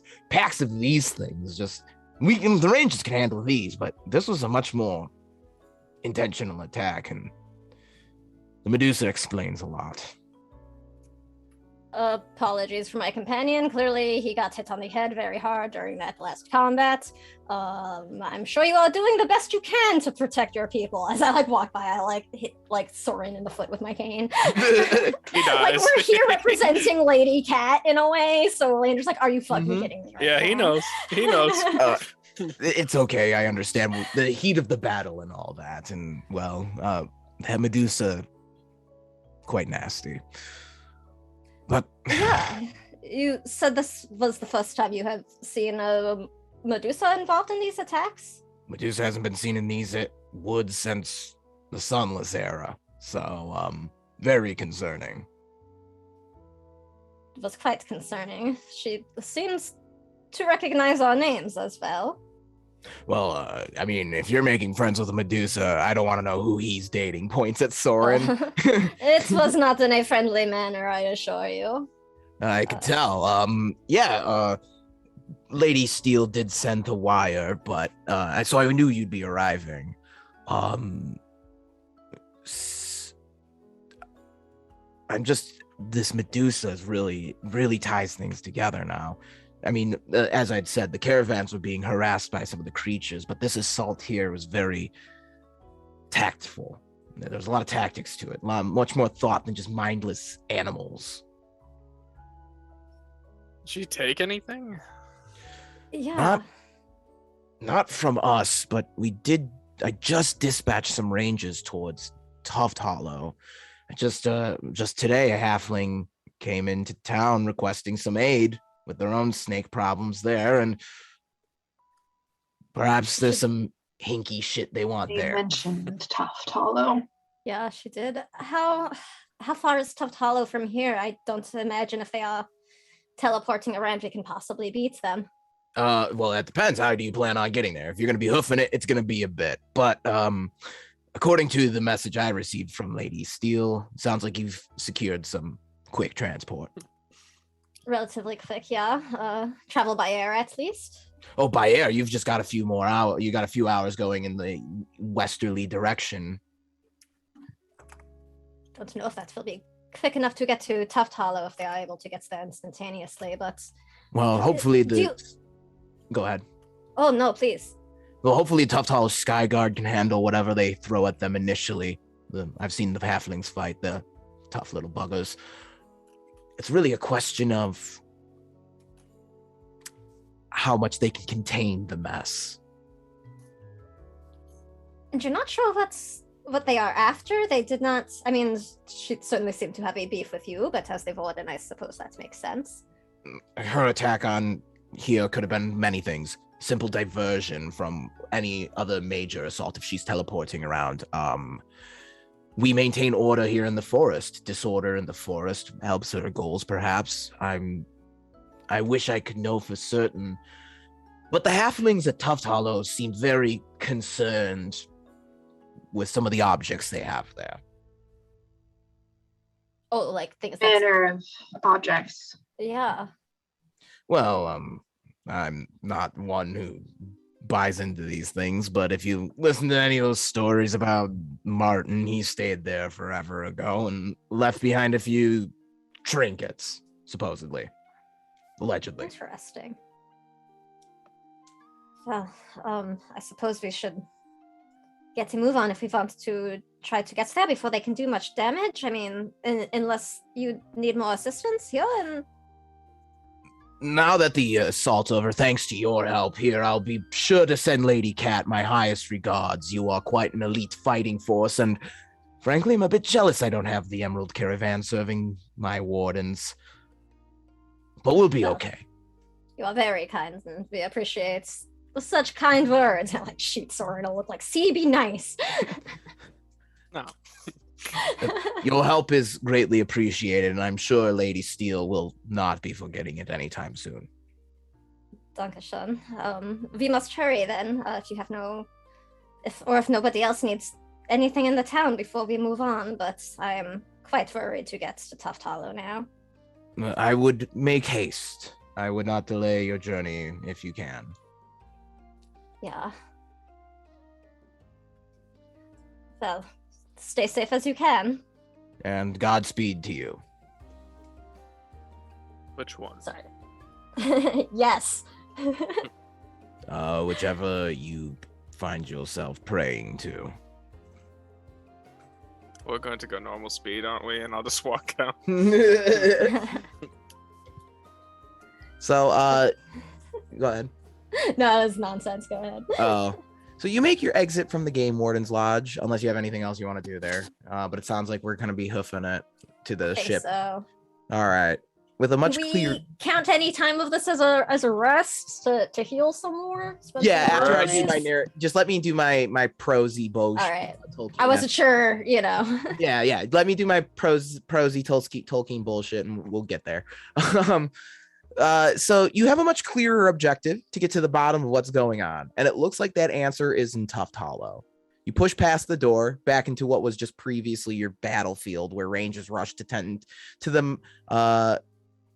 The wounded and a group of builders are already repairing the palisade with the abundant lumber source available in the forest around you. You make your way through the gates of Redtooth, passing travelers arriving at the encampment town, kind of in shock of the sight, and the battle-worn Emerald Caravan trudging past them, kind of like the holy shit, they've had a day look. But like also like you see someone like, damn, they look cool. Like someone's definitely giving like the damn, they look awesome face. Finding the damselfly is no challenge whatsoever. The cobalt blue mechanical insect is difficult to miss in the snow-covered trees. You board and begin the task of getting the airship ready for flight. The engine hums to life, and Oleander makes note of the takeoff time in both local and frontier time. The snow has ceased, but the air has grown a bit chillier since you first left Friends Run. The damselfly hovers above the pine trees and takes off towards your next destination, Tuft Hollow.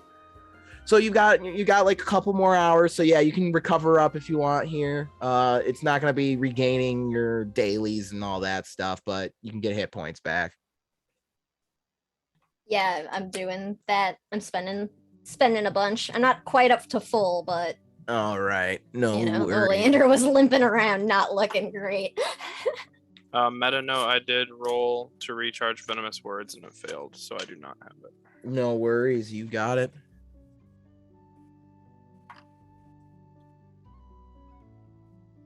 All right. You can have a conversation while you fly to your next destination if the party has any thoughts about the events.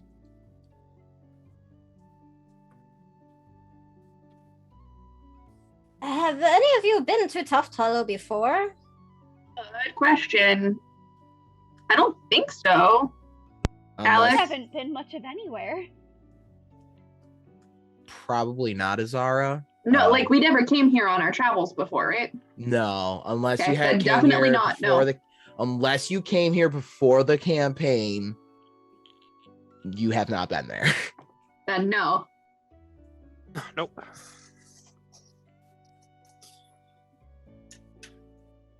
Well, it seems worth checking. It would be helpful to know something about what we might be about to walk into. Although I did meet a guy once from here who's trying to pitch me a grill or something. Do you remember that? I don't know. You don't remember that in the tavern? Alright, anyways. That happened, by the way. Chris is not making this up. That happened. I know. I can't remember if that was when Oleander was there or if that was when Emmy was there. 'Cause Randy that was was passing- early. Randy Yeah. was passing through 2 Tuft Hollow to sell grills in Yeah, Tuft see Hollow. there. Yeah, see there you go. I was Oh. close. I was there. Well, I hope your friend is okay then, Soren. But he's fine. Look at that. I mean, if you saw him, you wouldn't be concerned. That is an absolute unit of a man. A legend. I'm a little more concerned about us. That was rough going there for a bit. Is everyone okay? I'm like driving. Constance. Oh, you're like, muted, Lucy. Constance like holds up 2 thumbs up, and she's just got like a giant black eye. Yeah. I'm all right, thank you, Oleander. Okay. Just figured it should be good to make sure before we go back into it. I did not like the familiarity of that Medusa. Yeah, she was like shit talking me. Wasn't really listening. But what's up with that? I just met you. Yeah, I don't think I was awake for that. But I I mean- didn't hear much, but when I did burst in and attempt to take her head on, I was quickly overcome by her many minions. She did have many. A lot. There were a lot of them. For so Oh, many. Olander had a lot too, so it balanced out. Did I'm it? primarily concerned with the fact that she recognized us because I don't know about all of you, but I've never met a Medusa before. That's a good question, though. What do I know about Medusas? You were muted. I'm glad you asked. Give me a knowledge roll on such things. You can apply a religious background due to the nature of the beast. I make a roll too. Yeah. Oh, nat 20. Can I use wisdom for this? Soren got a nat 20, so if you really want to continue Sorry, I forward, didn't mean to Nat steal your 1. knowledge. I got an 18 if I can use wisdom. yeah, you could. That's fine. Soren. All So much right. smarter than Olander. I'm terrorized, okay? Shut up. I Soren, have terror in me. what you know about Medusas is they were one of the favorite forms of the Dreadlord Slith to take when she walked or slithered amongst us mortals. The Medusa is a frightening and powerful creature that has a snake's tail from the torso down and a woman's torso, and instead of beautiful hair, they're beautiful snakes. They have great command over magic and over Slith's other reptilian children.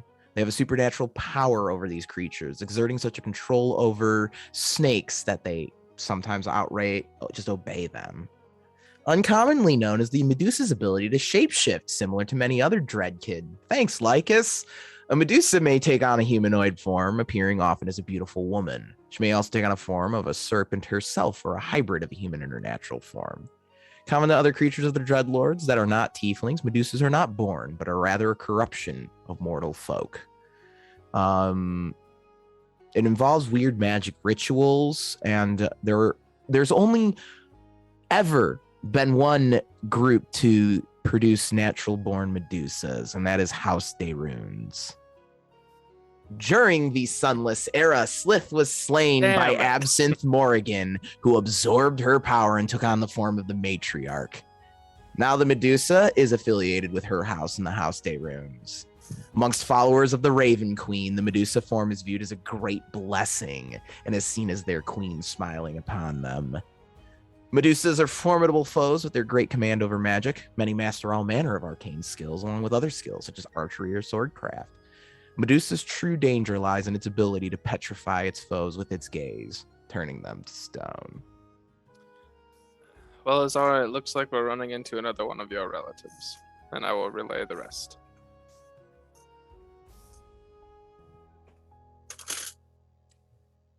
I think Azara has made the connection between the Moonlit King and the Darunes yet. Like, I don't The Moonlight King said you were a Darun once. Yeah, He I think did. he actually he Okay, called it okay. out. Yeah. Yeah, he like, said it a few times. Okay. I wasn't sure if she'd put that one together. Yes, okay. She just looks extremely put out.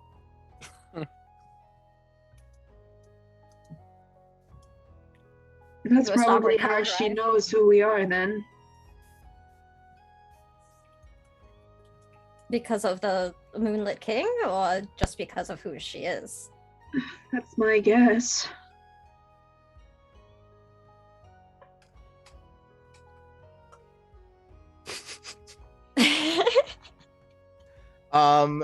Oleander, you just hear that voice that's becoming a little too familiar in your head. Good. My buddy. Oh, yay. My new pal. The feud between families that lasts for centuries.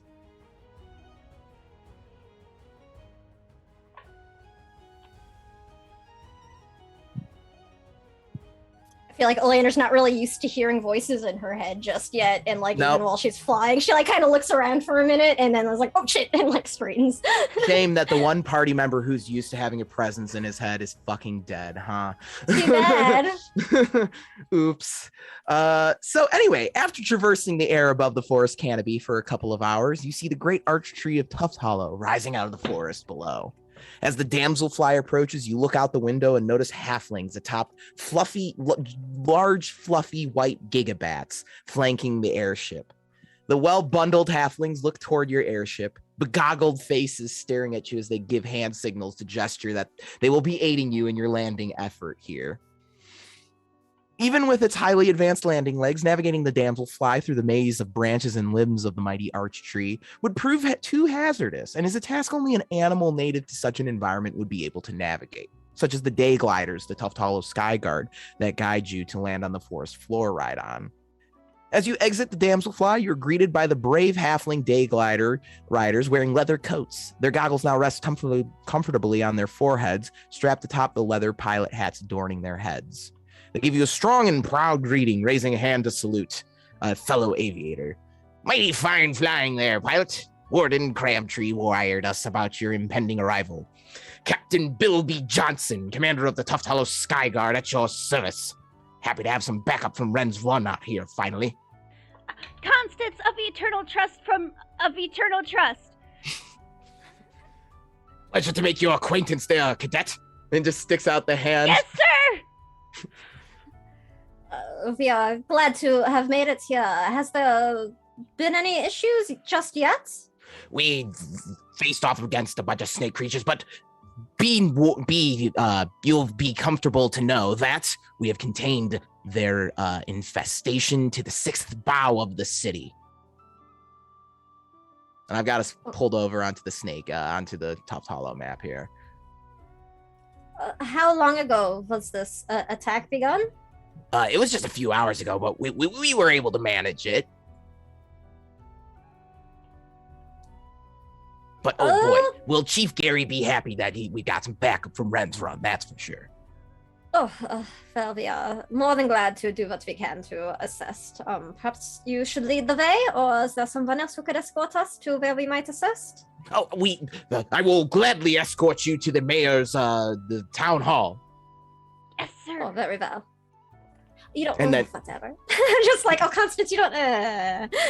so he just about faces and begins marching. So you're led to the base of this mighty tree the halflings have constructed their home into, Tuft Hollow. You approach the lift and enter the basket-shaped lift in its basket-shapedness, and it lurches upward as you are pulled into the canopy of the mighty tree. After finishing your ascent, you find yourself on wooden walkways and bridges that connect all manner of buildings and structures, built on and into the branches of the mighty arch tree. Incredibly, the tree's leaves are still clinging to the twigs and branches, even in this cold winter. You feel an almost unnatural warmth as you walk amongst the wooden platforms, passing the humble homes of the halflings, roofed with leaves from the tree. Signage points you in the direction of Tuft Hall, sending you upward, further into the canopy of trees. Bilby kind of like guides you, but it's noticeably quiet amongst the halfling settlement, with most probably staying inside to avoid any potential run-ins with the snake creatures. Footfalls clunk against the wooden walkways, and if you peer over the edge and catch a glimpse of the forest floor, it is quite far away from where you are high above in the tree. You reach the tower-like structure of Tuft Hall, where you are greeted by a pair of guards. Concierge steps outside to greet you and informs you the chief is quite busy and will meet with you shortly. And that is where Captain Bilby Johnson will give you leave to go back on air patrol.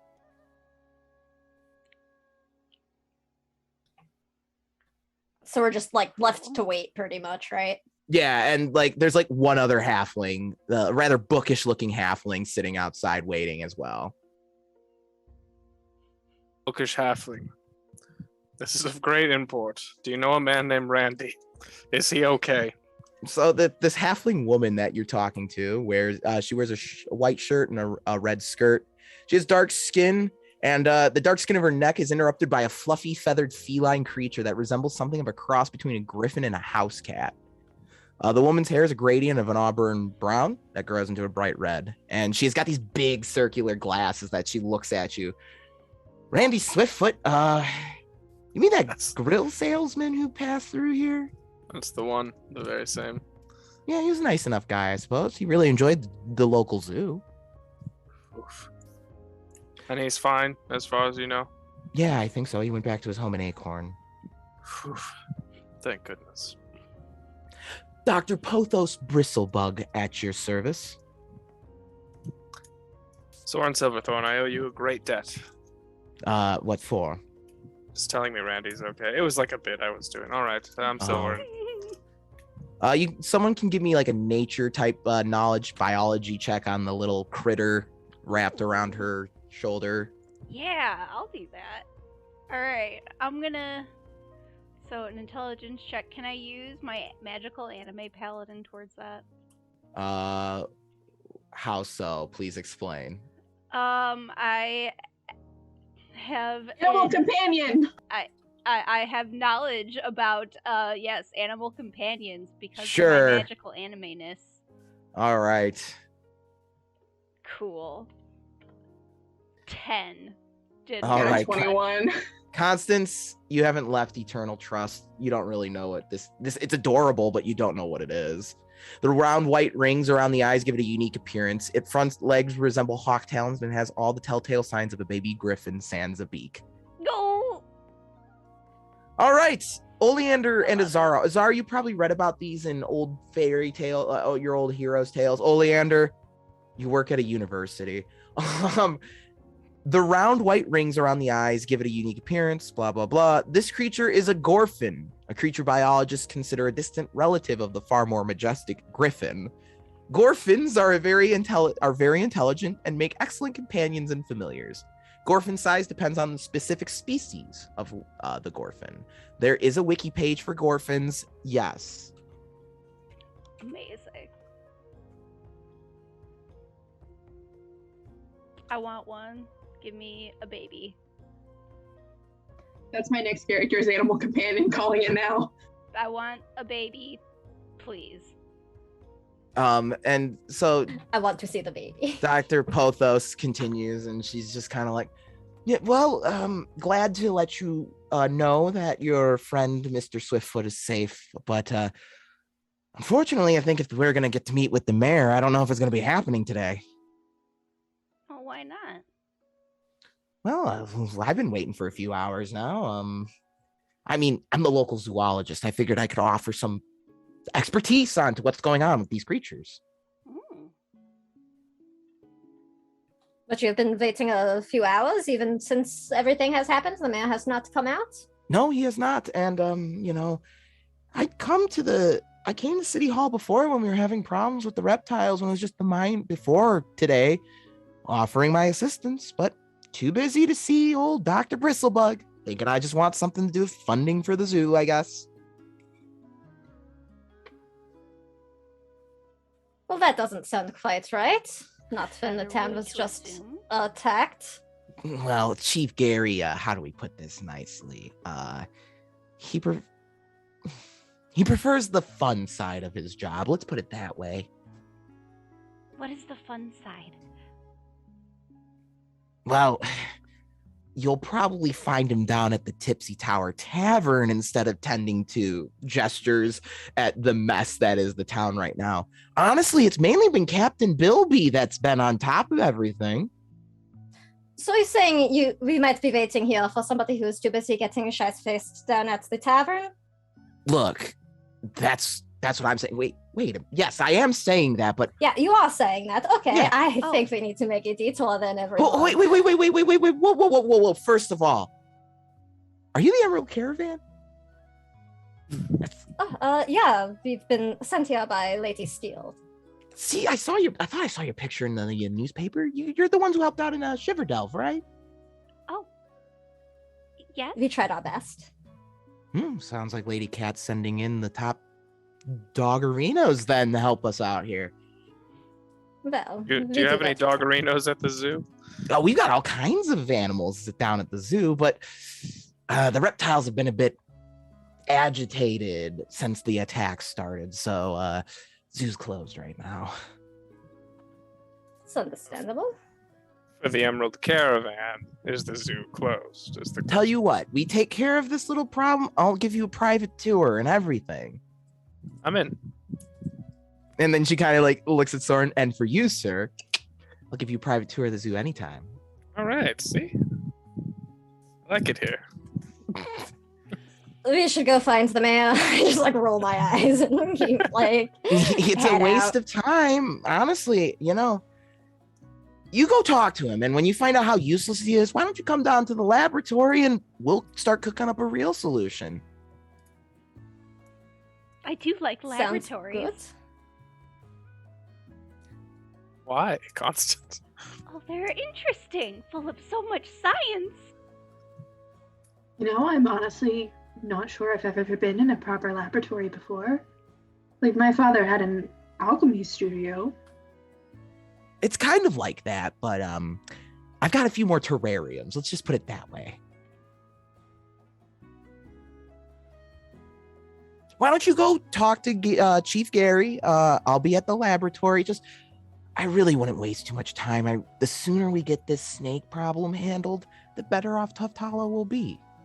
I am in complete agreement. I just, need to make sure I can give Lady Cat a thorough report. Ah, yes, of course. Don't worry. Election season's coming up. And then she just kind of turns and walks away slyly. Elections.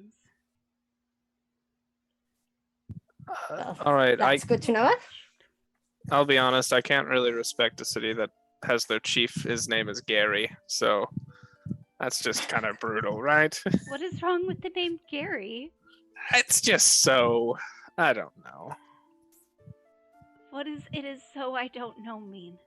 It doesn't carry like a weight to it, like Budregar, like that's a name with some, some zest, some heft. But Gary's just kind of like Gary, like. We would like to apologize to everyone who's Gary watching our stream. Sorry, Uncle Gary. We don't have any Garys. But now you're insulting Uncle Jess, and that's where I draw the line.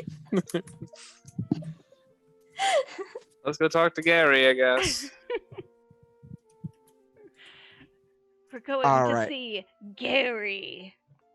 So you may have noticed if you looked at the map that Tuft Hollow is instead of districts or boroughs, it's boughs of the tree that it's divided in.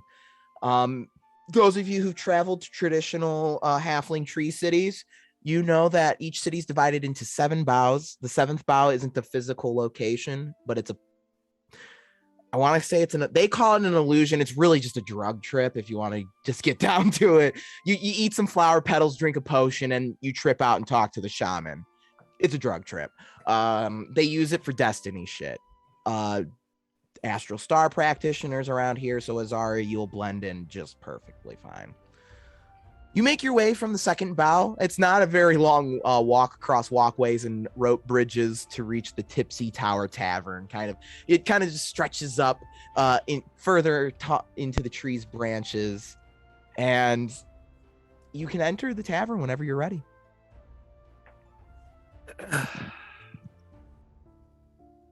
Well, I really just sort of need to see what this person's deal is, so if they are, not fulfilling their duties, Lady Cat can be informed.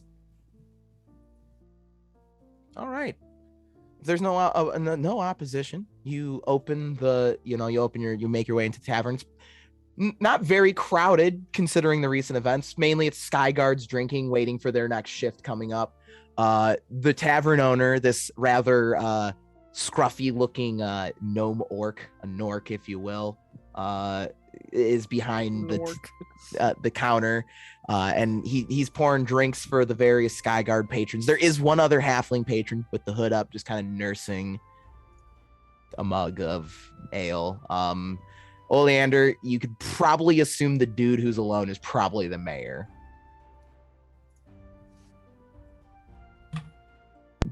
Awesome. I guess I'm just gonna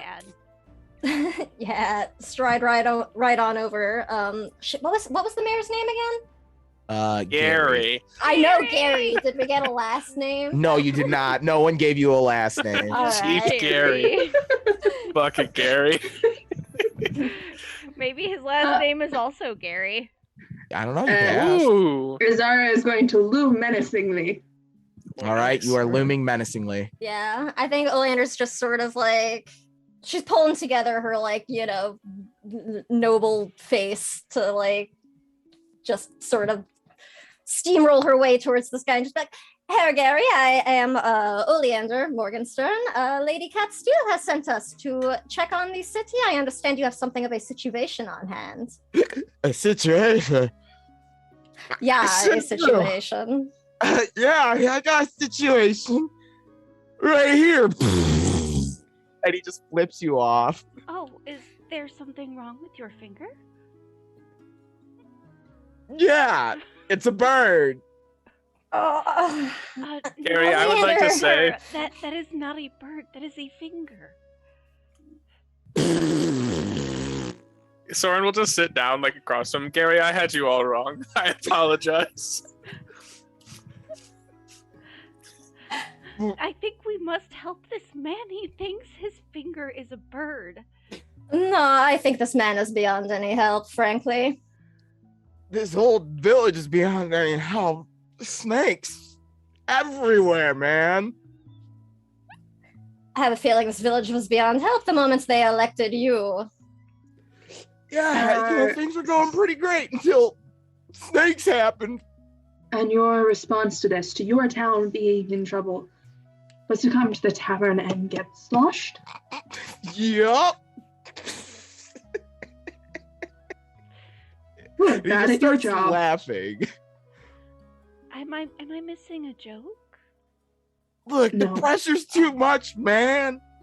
I didn't ask for this. I just wanted to shake hands. You ran for election. That is literally asking for this. If you can't handle that, you Look, need to some step dude down. gave me a bunch of money and said, become the chief.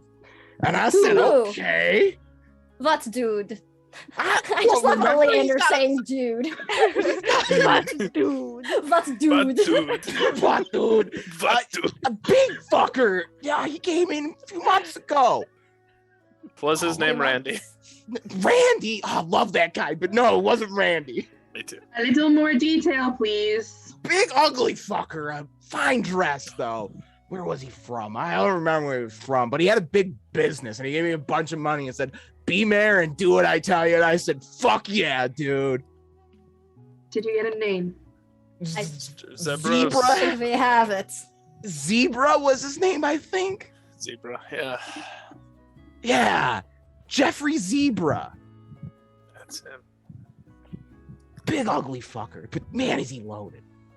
So he is the one who bankrolled your election and asked you to step in and, sort of manage things for the time being? My election? You mean like all the elections in the area? Dude. I'm talking not just here, I'm talking every goddamn village in the area. Really? And now Olander's tone is like different and she's like sitting down like, oh, okay, now I'm getting information. She's like, and it was him directly himself who came to speak with you, not the representative. That is very interesting. Can you get this man another drink? Yeah, I'll take another drink, man. It's like the bartender's like, I cut him off like an hour now ago. like apple juice. I'll just pour him a flask. All right, so yeah, man, it's been a while since anyone wanted to talk to you. Oh, Gary, this is a good time. Well, they're new in town. Look, I originally just took the gig because the school needed some extra funding, man. And I was like, more education. I mean, you tried being a teacher at this podunk academy. No, I'm sure you've had very difficult times, and it must have, been very wonderful to have all of your needs met so easily by, he just wanted you to take the position. He wasn't even like, oh, wait for something to happen and do nothing, maybe. Look, Lady Morgenstein, I don't know about you, but if some ugly fucker came up to you and said, hey, man, I'll give you $500,000 silver right now. Just run this town for me. You're telling me you wouldn't do that? I never said any such thing. We're talking $500,000 silver. I could buy a town with that. You certainly could. Have you? Do you still have this, wunderbar savings squirreled away for, a rainy day, I am sure. You seem like a very prudent investor. You see, I kind of blew it all. I kind of already had a lot of debt going on. So the money's gone. I already spent it. That is a lot of money. Has this gentleman been back in touch since then? Nah, after that shit went down in Shiverdelve, he went quiet, and I've been flailing since. Oh, that is a shame. Your life is very difficult. It's really hard, Miss Morgenstein, I tell you. I'm sure it is. Anyway, well, thanks for stopping by. I have to get going. I have snakes to stop. And he gets up and just like a bunch of the cup spills over. Herr Gary, I think we might be able to help you a little bit with your snake problem. We are just going to need access to pretty much any place in the city that we might need to. Here's the fucking keys! Wonderful, thank you. It has been such a pleasure. I just take them. Yeah, let's get out of here, Miss Morgenstein. Thank you, Herr Sliverthorn. Sliverthorn! Oh, that's funny. That's good, isn't it? So you can leave this very woefully incompetent politician to wallow away. What he spent 500,000 silver on beats me too. He's got a ton of Funkos in his fucking look, office. he bought some meme currency. Gary has become me. Some dude was like, "Yo, I've got a Randy Swiftfoot bucks. What are those? I don't know, but you can get a bajillion right now." Swiftfoot bucks. He probably bought it on some terrible art that he got scammed on. You know what happened? It's what happens when anyone ends up with a silly amount of money he went to fancy Vegas. Dude went to Dubai. Okay. Dude went to Dubai. Amazing. As we're leaving, Soren's just gonna say, out of the corner of his mouth, not even really to anybody, and that is the exact goal of the Watchers, is to get those people out of those seats. And he'll just start whistling as he walks. Well, they had several months to do it before now, so I mean... We've got a backlog. Okay, I do have a question, So it's an excuse. about, is it Jeffrey Zebros, or is it Jeffrey? Jeffrey with P's instead of F's. Okay. He said it Jeffrey Zebra because he was drunk and getting it very wrong. Okay. But it was close enough that Jeffrey I figured. Bezos. That's a silly made-up name. Who's that guy? Buying off politicians. Who? Jeffrey That name is too ridiculous. It broke my immersion. Jeffrey Bezos. I've used the variation of Jeffrey for my own characters in the past. It's so good. And it's always a shitty variation on some, like, it was Jeff Bridges and his name was Jeff Brudges. It was great.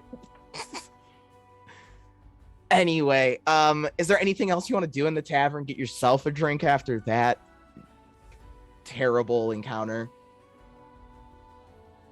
Don't we have shit to do? Yeah, I think. Yeah. I'll take a roadie.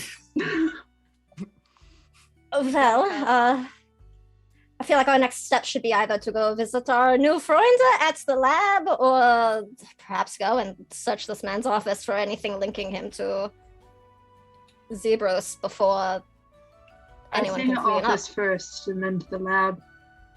Yeah. Best he act is now while everyone's distracted. True.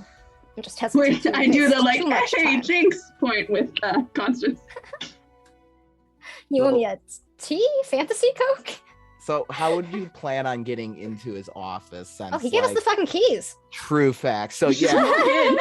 So yeah, you do that. Just no one asks questions when they see you bust the key out and just start. Well, you're like, I got the keys, and they're like, oh. Okay. Oh, yeah. I'm very much acting like I own the place, which I do now, as far as I'm concerned. And also, this mayor is such like a wet noodle of a chieftain, like that. Like these people are like, yeah, do whatever the fuck this guy.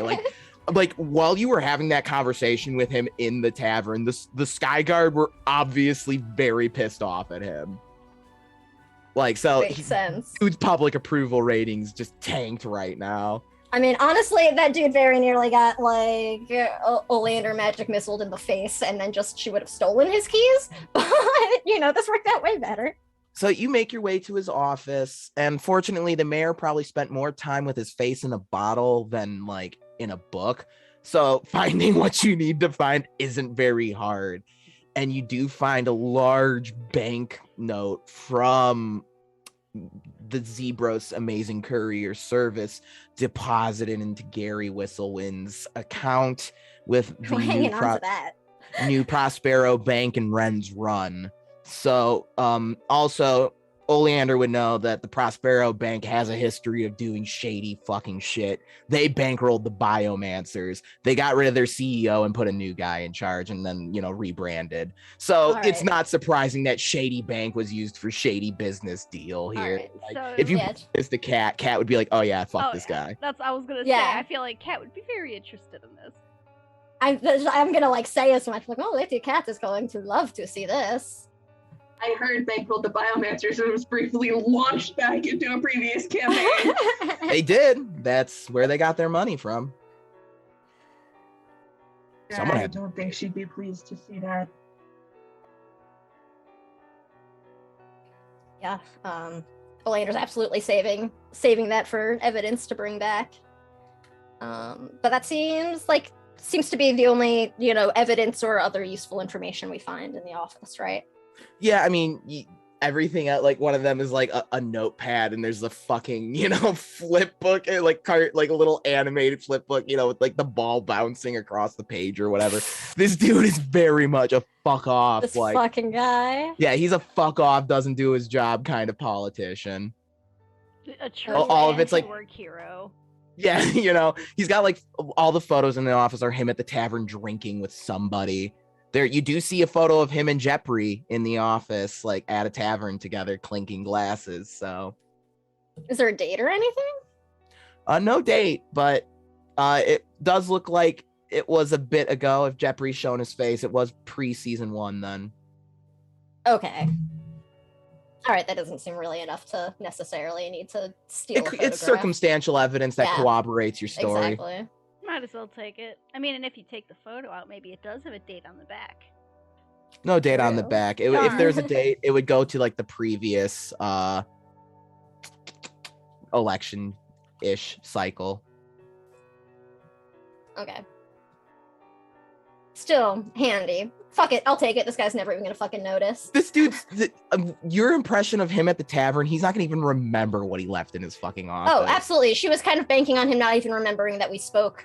Oh yeah, he probably won't remember ever meeting Miss Morgenstein. So yeah, that's also why she didn't correct him. But yeah, she'll take the photo just because it gives, again, something sort of corroborating evidence. A long-term connection, yeah. Look, if Lady Katya is gonna try this case, you're gonna need some solid shit. Oh, it's true. She ain't messing around. Well, I think I have everything we might need to from here. Off to our new, I don't know, zoo friends? The zoologist.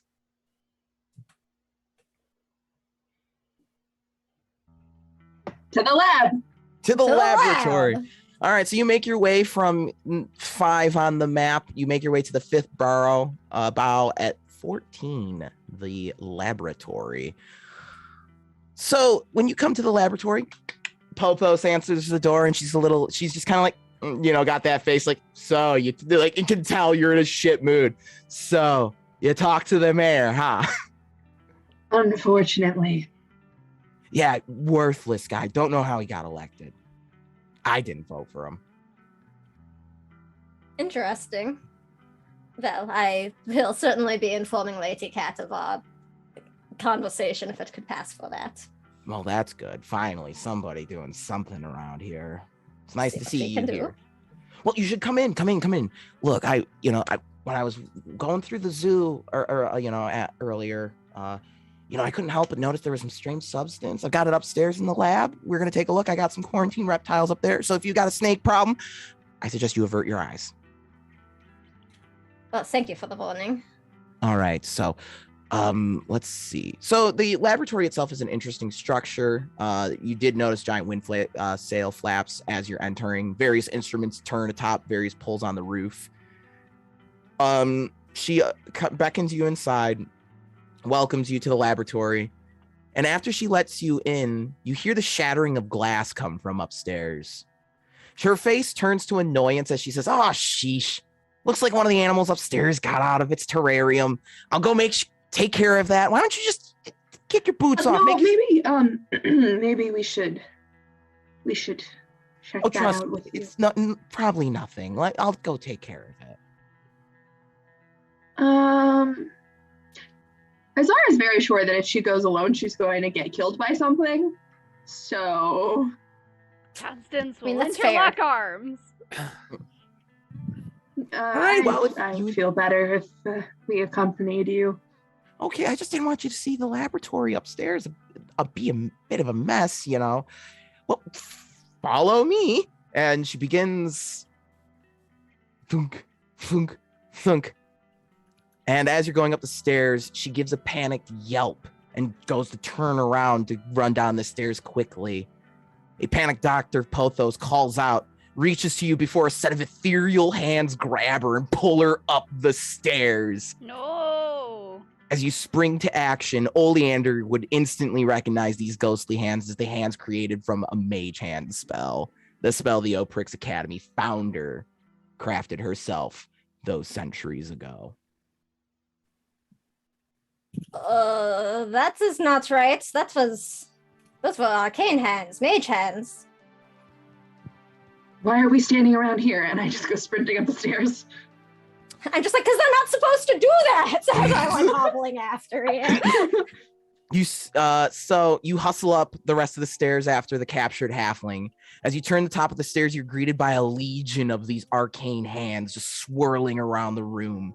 Shelves line the walls housing various terrariums, aquariums, books, and other objects. A planetarium model orbits around the laboratory proper. And at the center is just a regular snake. Just a rattle, just going off, surrounded by these whirling mage hands. Here, let me flip to the Roll20 map for this combat. Oh shit, I didn't want to move the whole thing. All right. Yeah. All right, so that's gonna be fun. This is gonna be fun. The Snap is snakes. silly, What Alex. the fuck is this? There are 100 mage hands. This is a snake with 100 mage hands. The snake's tail rattles, causing the hands to shift and reposition as it smells your scent in the air after flicking its forked tongue. Pothos is held hostage by a set of mage hands that pin her next to another terrarium with another rather poisonous-looking snake slowly creeping out of it. A set of mage hands gripping daggers whiz towards you as the other mage hands surrounding the simple snake begin to take on various formations to defend the humble reptile. This is the snake with 100 mage hands fight. There are, in fact, 100 mage hands on the battlefield. I just want that to be known. Are you going to be tossing up Invo at all? We still have to fight the big snake, don't we? Maybe. You shall find out. That means yes. No, not yet. Okay. All right, so we've got first up the snake with 100 mage hands with a 25, followed by the dagger mage hands. Actually, I take it back. I'm throwing up my Domain of Sun. What does that do? Once this battle, when I cast a daily cleric spell, I roll a d6. If I roll less than or equal to the escalation die, I get to use the spell back. Oh shit, that's pretty cool, actually. Yeah. All And right. I rarely ever use it. That is fucking shit. That's good. Shit, that's money, yo. These abilities in this game are so fucking cool. It's not fair. All right, so we have Oleander after the first set of hands, and then Azara, and then we've got the fists, and they've got a 19, and then we got the open mage hands.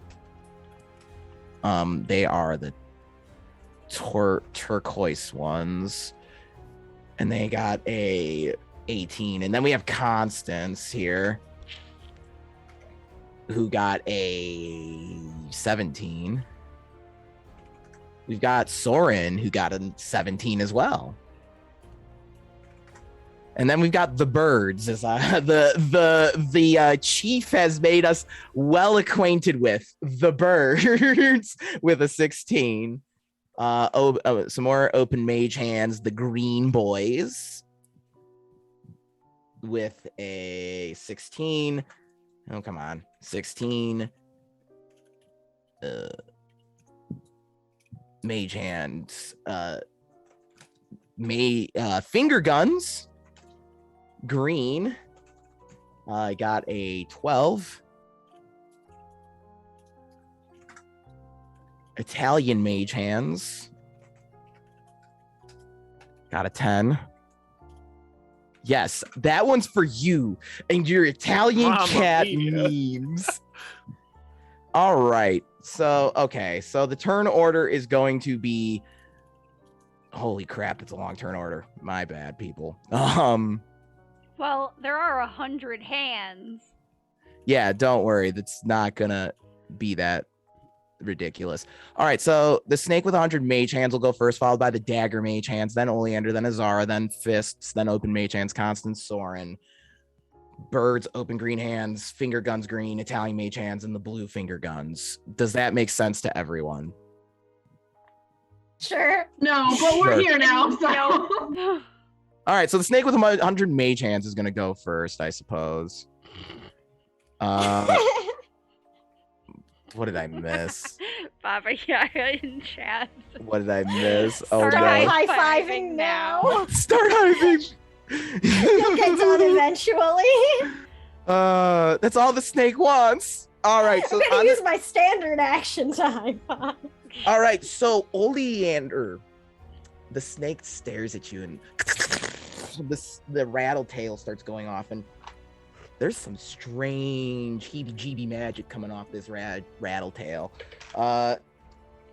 19 versus your MD, my friend. Versus MD, I think that will hit. Let me just double check. Yeah, that will hit. Oleander, you feel angry. What else is new right Confused. now? Well, and confused. Oh, Not okay. dazed, but confused. Well, And you feel just angry and you want to just like punch your friends in the face. They've been real dicks lately, especially Soren. What a fucking dick, what a dickweed. Well, your dad You killed me. Yeah, and your dad, fucking dickweed. Everyone's a dickweed except like Constance and Azara. Like, That's pretty much it. Fuck everyone else. But the fact that they're not dickweeds makes you want to punch them too. So it's even worse. All right, with that, the snake mage is done. So oh geez. All right. The dagger mage hands will go up and they're gonna just attack you all. There are I forgot to check. Oh boy. This is where pre-rolling would have been nice. Plus 2 hit. So you're all gonna get attacked once here. There's 4 of you. Because I can do math. Constance, an 11 to hit. Hit what? AC? No. AC. Oleander, a 20. Yes. All right, yeah, that'll be 4 points of damage. That's an at 16 plus, so you will also take an additional 3 points of damage. Okay. Izara, that's a 23. It's All right. You're going to take 9 points of damage. Soren, that is a 14 versus AC. Oh. All right, Soren and Constance, you'll eat one more attack from these mage hands. Those will not hit. Nat 8, Nat 4. As like these mage hands, they just start swiping at you with the daggers that they're wielding. Just and it's difficult because like they're hands. Oleander, it is your turn. You will attack a random ally with a basic attack. Oh no. Okay. Random. How do you want me to decide, or do you want to pick? It's gonna be Soren. No. Oh well, this just feels good now. All right, just like Soren's a basic just- melee attack. Just like a basic attack. Doesn't have to be melee, just anything. It's 21 versus AC. Yeah. Yeah. I think like Oleander sort of looks like she's about to cast something at the snake, like towards the snake, and then whatever it did just sort of hits her. And without saying anything, she's just going to swing around. And very like everybody saw her do to Isidore a couple of weeks ago, she's just going to clock him across the face with her cane. Oof. Crack. Oh man, and that's still like a weapon attack, so that's going to be 3d6 because it's a staff. Oh, but I rolled like shit. It's only 9 damage. Only 9 damage is Soren. Soren's also now sporting a black eye as he gets cracked unexpectedly across the face. I'm going to shoot you in the back again. Oleander, make a hard save against the confusion. Shit, nope, fail.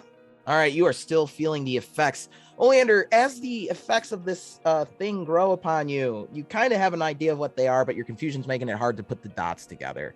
Izara, it is your turn. okay. I will just summon my motes of stars and then pick 3 separate targets and fire. Sure, fire away. Bad. 13 Versus AC. no. Yep. 18 versus AC. Nope. I'm sorry. They're What? floating hands. They're not easy. These are floating hands, my friend. Well, the last one will target the snake in the middle. All right, the snake. Sure. Well, that's a fucking natural 3. What is 9. it? That will not hit as well. So like the hands are like just catching your motes of starlight and just throwing them in other directions. It's like wax on, wax off, wax on, wax off, wax on, wax off with your starlights. Azara looks offended. And the snake just and you just hear Pelthos in the corner. Now, Stephen, that is impolite to say to them. The fists will continue rotating around the snake. What? His name is Steven. Please, it's not Gary. Damn it, Steve!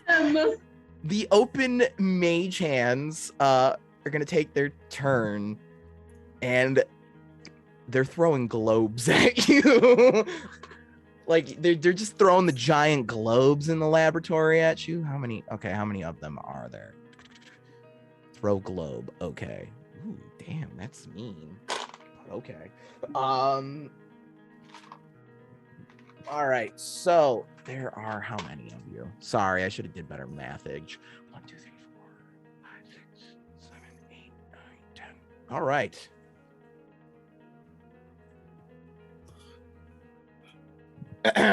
Constance, does a 9 hit? No.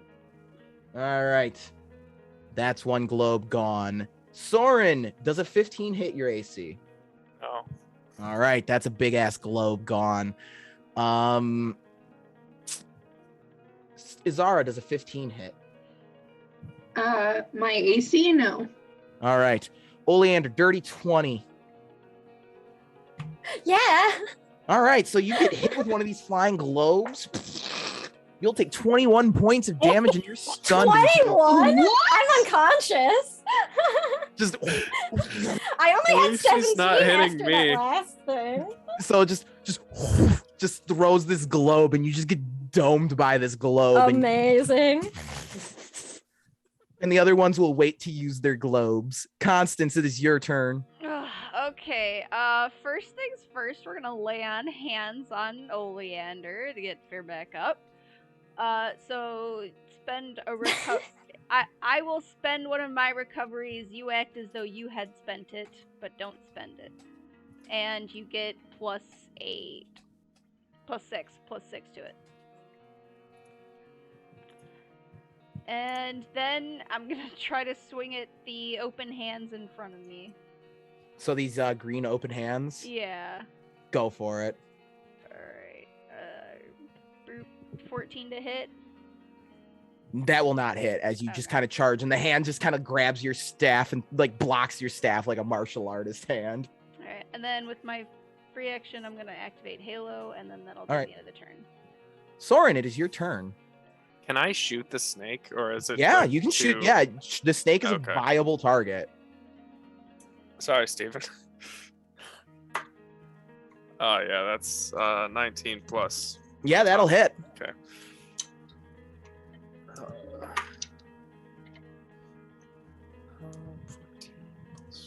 That's 19 points of damage. All right. And it is a natural 11 plus, so I'm going to heal myself. So your shot would find purchase with the snake, but it sends mage hands like in front of the bullets, and they catch the bullets, but the mage hands, 2 of them dissipate as they catch your bullets, turning into ethereal puffs of smoke. All right, so the mechanical thing here is Soren and Izara have figured out what the snake is using is an ability called Talk to the Hand. If the snake would take damage, a mage hand may be sacrificed to negate up to 10 points of damage. Any number of mage hands may be used. And Soren, Izara, Going home.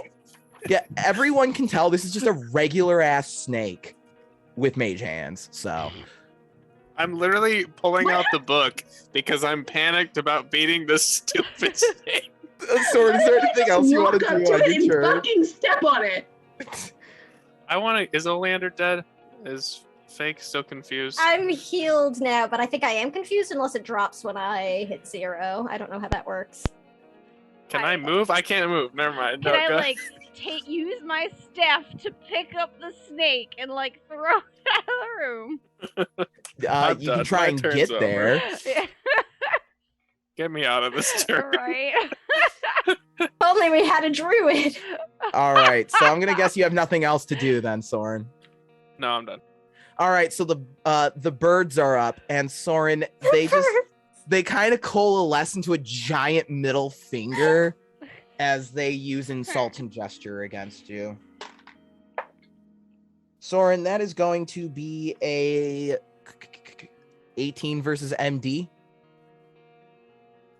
Yes, that does.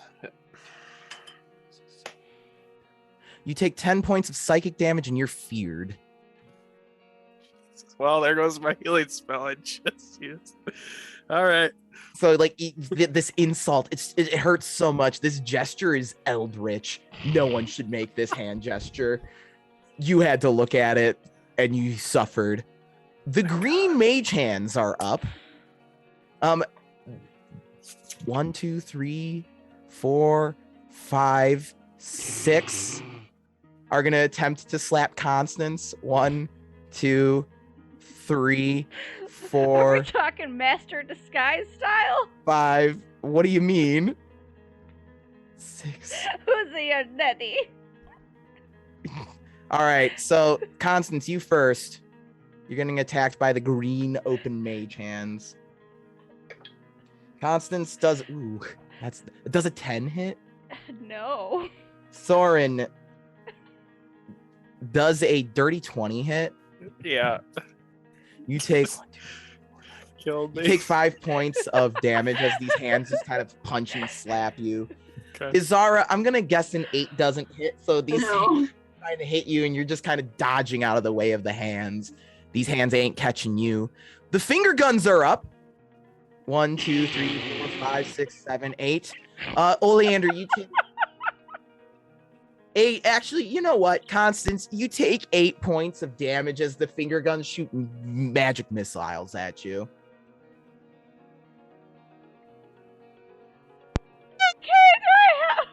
What is it against? 7. No. No. You can't. It's magic missile. You just take it. Okay, fine. I take the 7. All right, the Italian mage hands are up. And they are just gonna continue surrounding the snake. Azar, you take 7 points of damage as the blue finger guns shoot magic missiles at you. 7 points. Yeah, just 7 points. This might be interesting. All right, back at the top, escalation die ticks up. The snaky boy's up. We're gonna use Big B slapping hurricane. The 1d6 targets. Oh, we're targeting Constance, Azara, and Soren here. That's gonna be a 29 versus PD. Yep. Everyone takes 7 points of slappy damage. Slappy? Yeah. And that will be Wait, how much? Sorry. it's just gonna be normal damage, but I No, how many points was it? 7. Oleander Would was not Soren targeted. have resistance to slapping damage at this point? We can I talk mean, it's about happened it so later, many but times in his life. yeah, I mean, Perhaps. All right. Dagger boys are up. You're never immune to slapping damage.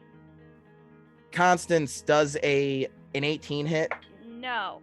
Soren does a nat 3 doesn't hit. A nat 6 won't hit Azara. Slap the kid. Oleander does a 17 hit. AC? Yeah. Yeah, you take 4 points of damage. I'm down again. No! All this is right. it. Oleander, you're down, making death saves. Somebody shoot the snake! I can't. I tried. Soren, We're shoot trying! the snake! I was legit gonna fucking magic missile that fucker, which is an auto hit, but now I'm unconscious. It keeps blocking me. Oh god, well it's my turn now, right? Yes. All right. And we get a +1 to death saves with Azara's domain, or no? I forget. That's not up. No, but my domain is. That's The just domain is- happens. yeah. Oh, okay. There's the domain, and then there's the invocation within the domain. It's +2, okay. actually. It's +2. Oh, +2. Nice. Okay, that makes sense now. 16! Hey! Oh, nice. Ew. All right, so that's a success. That means I heal, I think, right? I've literally never succeeded on a death save in this Ah. game. No, you have to get a nat 20 to heal. You gotta get. Nat 20 to heal, okay. Yeah, you still got to get 3 of them. It's still like the old Dungeons and Dragons. You still need like 3 of them to survive. Is it 3 or 4? Is it 4 failures and 3 4 to failures, pop 3 back up? successes, I believe. Okay. I can go look it up right now. Yeah, because- it's just been a while. No, I get And like I it. said, I've never actually passed a save. Let's see. Yeah, you get to use a recovery. Never mind. Yeah, it is. Oh, I do? Okay, Yeah. sweet. Yeah, Awesome. it's harder to make the save, but you get to heal when you make it. Sweet, okay. And Alright, we don't do the so- lasting wound rule, but that is so mean and I love it. But that's just some bullshit that Alex likes. Homelander's whole life is a lasting wound, I mean. Oh, thank you for the raid, lords and ladies of faith. Thank you for joining us. We're fighting a snake hand with a snake with 100 mage hands. It's a lot of fun. Yeah, they came in right when we were all fucking losing it. I'm sorry. Did I break everyone? Just a bit. Yeah, we're laughing at the bit. encounter. Nothing happened in Discord or anything. Okay. We're literally... Yeah, it's seriously, and it's the mage hand names that you've given them. That's most of it. The Italian one was for you this group Look, specifically. The talk to the hand. Oh, and guess what its other ability is called? Hecatonic Hieres Mage. I went Finger there. guns, shooting magic missile. Like, Oh, this is rude. I had a lot of fun. The middle This finger cannot be how we coalescing into die. a giant middle finger. I had Rude. fun. Oleander, so you're back up. You get to use a recovery. Yes, I did do that. Do I still get my turn? I think my save is the turn, right? Your save would be the turn. Also, there is an alchemist shop in town, and you have a shit ton of healing potions. Don't forget. Izara, it's your turn. When Oleander gets back to fair feet, it resets the death save counter, right? Yes. Cool. Modes of Star is at Sneaky Boy. Yes. And then there's a few effects, specifically the Petrifying Gaze, do note, does cause you to make death saves without being at 0, just so you know. I hate it. Yeah, I thought you froze for a second. No! Petrification's fucking scary in this game, as it fucking should be. It just occurred to me that this is Long Boy Mark II.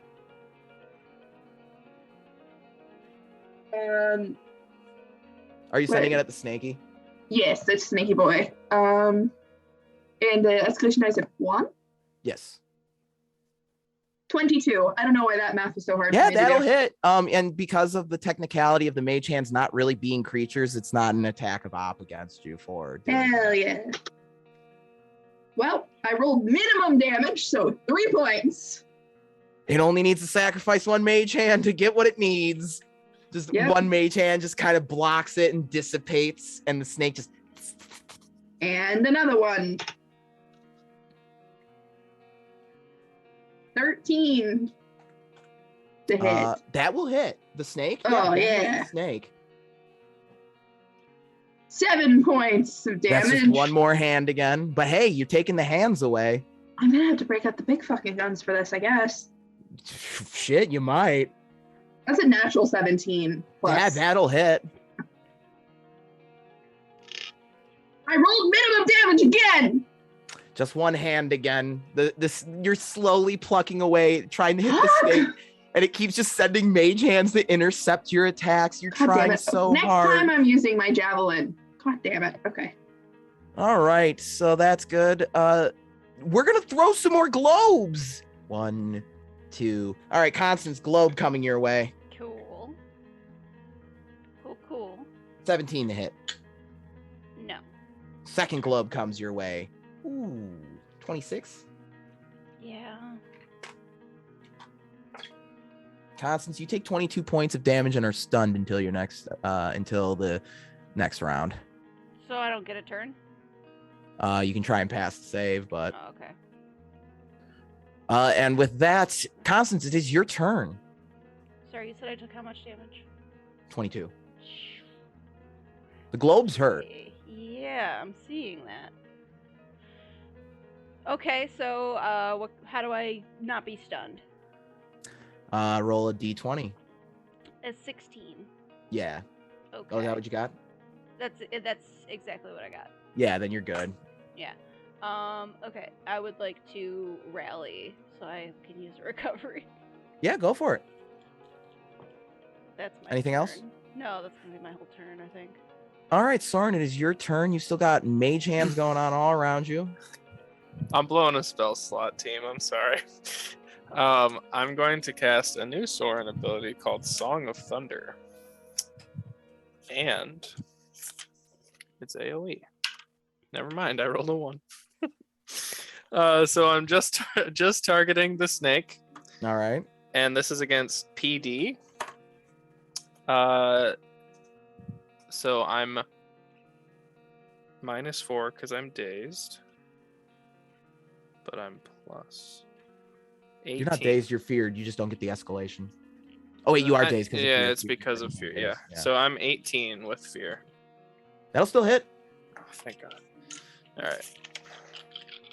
Yeah, fear's nasty in this game.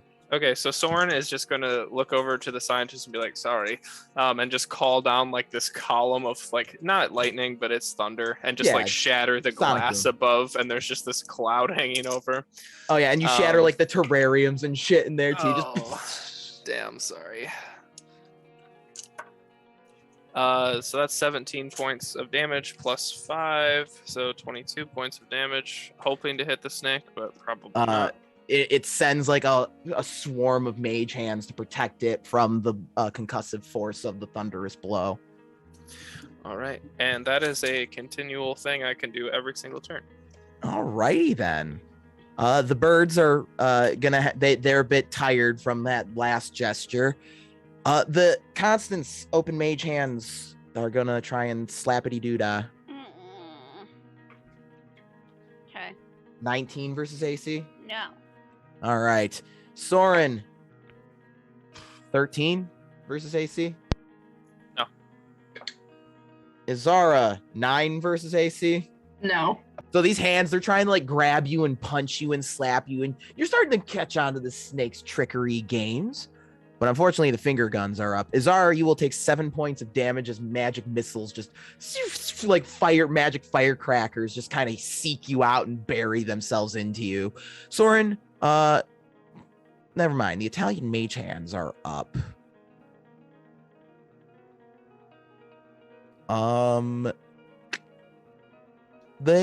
Italian mage hands, they open, and this strange dust gathers around the snake, and it becomes a little blurry as it casts blur on itself. And with that, Soren, you take 7 points of damage as you are just shot with the finger guns. The mage hands make finger guns and shoot more of these magic missiles at you. I'm out. You're out? Yeah, I'm unconscious. All right. So you go, escalation die goes up to 2. The snaky boy is up. And the snake is going to make an attack with... No, I missed that. 2 of the mage hands are going to... Constance, that'll miss with a nat 4. Dagger hands are up. Constance does a... Well, that one won't hit. Does an 18 hit? All right. Izara does a 23 hit. Yes. All right, that is going to be 7 points of damage. I'm out. All right, Izara is now out as well. So we have 2 members down. Oleander, it's your turn. You're no longer confused. All that good shit. You're good to go. Okay. Fuck it, I'm magic missiling the snake. Go for it. Shit, where's my d8s? I just had them, what the hell? I found them. Ooh. It's gonna be 15 force damage. All right. To the snake. 3 more mage hands go down as they catch your magic missiles as they kind of just turn the mage hands into dust. Anything else? Yeah, I'm gonna pop a potion because that's a quick action. Yeah. Recovery plus 1d8 HP. Plus 1d8, that's right. Yeah. Damn it! I'm really not rolling good healing tonight, y'all. That really sucked. All right, that's all I can do now. All right, Izara, it is your turn. That's save, yes. That's just a hard save, right? But Yep. I get the +2 for my ability. Oh, that's a 5.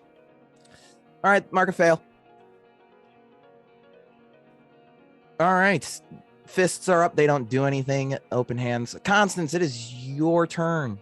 Yeah, I have a quick question. Sure, what would you like to know? When I'm shooting something ranged, Does that damage also get like? Do those damage dice also get multiplied by my level? Yeah. Perfect. All right, I'm gonna use the Dragon Tranquilizer harpoon gun. Yeah. Oh, yeah, because you took the modern weaponry feat. So, yeah, you can use that Yeah. fully effectively. So I'm gonna So, deploy that. So I need to yeah, make Butterguard taught you how to use this bad boy real well. Yeah, so I need to make a strength check to deploy it. So Yeah. it's a 24.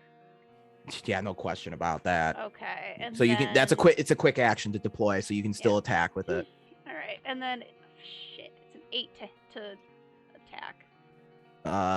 You still don't forget you still deal you're shooting with the ballista, right? Yeah. All right. Did you add the escalation? No, that makes it a 10 though. All right. That will miss, so you shoot one of your javelin, one of your ballista bolts just goes wide of the snake. Okay.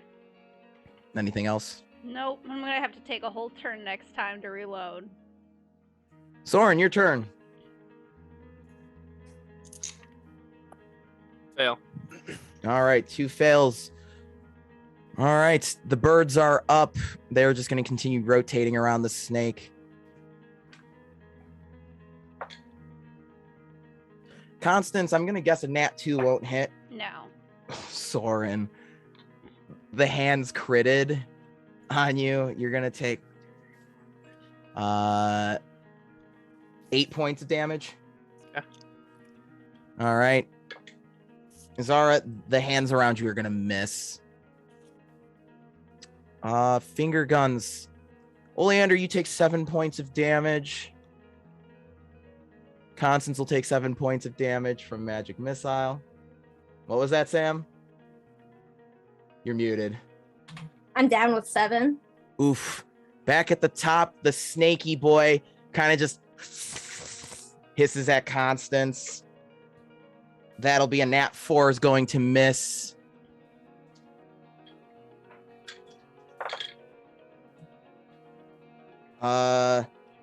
Caravan, let's see. Constance, nat 5 will miss, nat 2 will miss. 18 to hit. That misses. Dirty 20. That misses. All right, so these hands, they're all like desperately trying to stab you with the daggers, and it's just not working.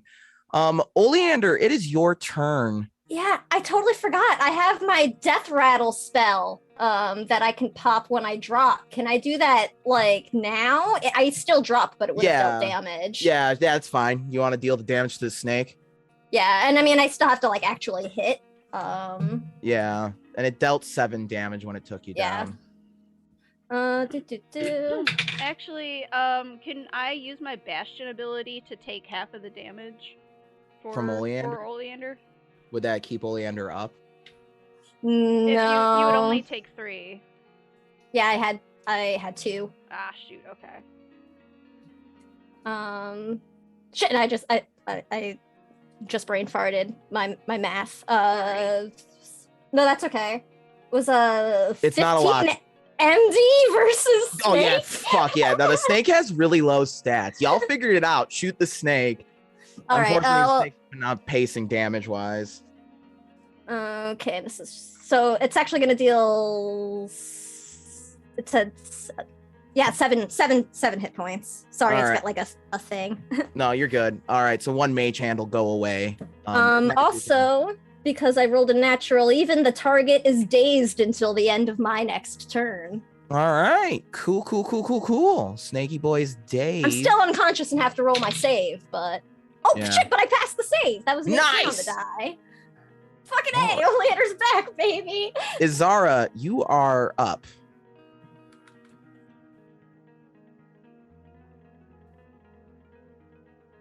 That's a 4 on my death save. Ooh, that's 2 death saves, 2 more, and Izara's not long for this world. Fisticuffs are up. They go. The open hands are good. Constance, back to you. So it takes a whole turn for me to load the harpoon? That was before you had proficiency in modern weapons. Okay, so quick action? Yeah.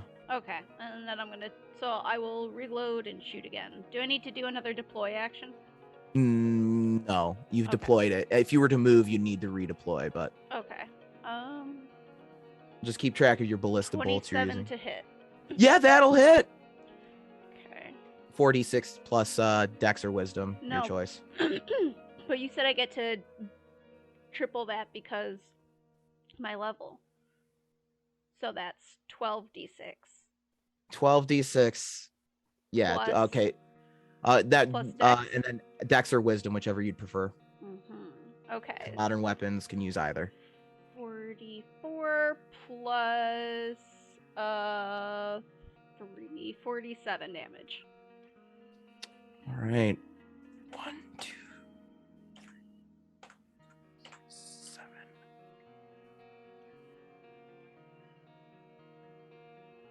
So Constance, it tries throwing up as many mage hands as possible, but the ballista bolt she goes sailing through them all, and you just turn this snake into just a small red puddle.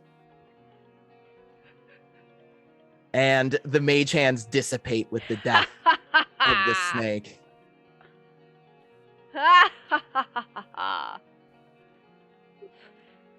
Constance saves our asses once again. Pothos is able to help get everyone back to their feet.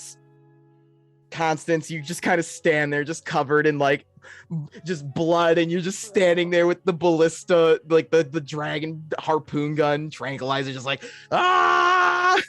Can I retrieve my bolts, or are they busted? They're busted. You can Okay. shoot the ballista shoots them with such force that they do not do well after I will impact. need to pick up more then. Now use some recoveries, please. Yeah, you can use as many recoveries Thank as you you. like as you're being treated. Pothos is just kind of like, oh my, by the gods, I'm so sorry. Thank you for. Oh, that must have been. Just one moment, please. And Pothos walks over to the puddle where the snake once known as Steven was stood, and she returns with something in her hands to you as you're kind of like coming to, still getting like wrapped up by Constance and everything. And she produces in front of you the snake's rattle tail. And you notice that it's made of a very familiar stone-like substance that you saw back in Briar. The snake's rattle is made of grimstone. Oh? Oh, that's not great. You've seen this stuff before? Unfortunately, yes. You have seen this besides this snake? Well, this is what I've been finding scattered in the reptile exhibits at the zoo, and I assumed it had something to do with their aggressive behavior. I was going to run a few more Yes. tests. It does. How is it getting there? Someone is putting it there? Must be. At that moment, who wants to roll a perception check for me? I can do it. This is a wisdom skill, right? Yeah, wisdom-based and background. Would Child of the Fae help here? Sure. What do your Fey eyes see? They see whatever a 24 gets me. You notice slipping out of the laboratory a serpentine creature similar to the archers you battled in Redtooth. This one's scales seem to be changing color as it slips away, not realizing you have detected its escape. Heads up. Now pointing out to the gay. I'll just blast it.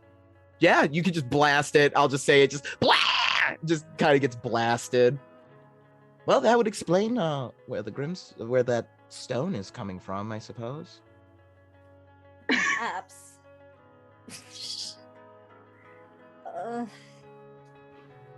Okay, but you were finding it in the zoo enclosures? Yeah, someone was putting it there.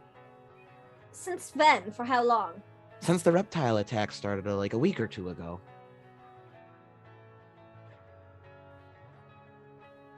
Have you had anybody new working at your zoo or anything like that? No, I'm really the only one. We're not a large town here, and I'm the only zoologist in town. No new help around the zoo, but Or visitors? I mean, we get all kinds of visitors here in Tuft Hollow. Any that struck you as unusual or showed a strange amount of interest in what you do here? I mean, you get some people who are really fascinated by the reptiles we keep here, but there was There was a woman who seemed very particularly interested in the workings of the zoo, so I don't remember what her name was, though. Can you describe her? Pretty lady. I mean, probably the type that Mr. Barty Pants over here spent a few nights with. Didn't Not narrow much. it down. She said she was from Duskwind Vale, but other than that, really rather nondescript. Human or Human enough for me. Half elf, maybe. I'm not sure. When we were recalling Medusa facts Wait, on the Medusa? dragonfly. they can disguise themselves. Yeah. Wait, a Medusa? What Medusa? What do you mean Medusa? Don't worry about it. I'll tell you, we had the privilege of meeting one earlier today. Privilege is a strong word. Well, that certainly explains a whole lot more than just these snakes. A Medusa's involvement's quite serious, and that would explain where these Slithian creatures are coming from. And it would explain the strange behavior from the reptiles.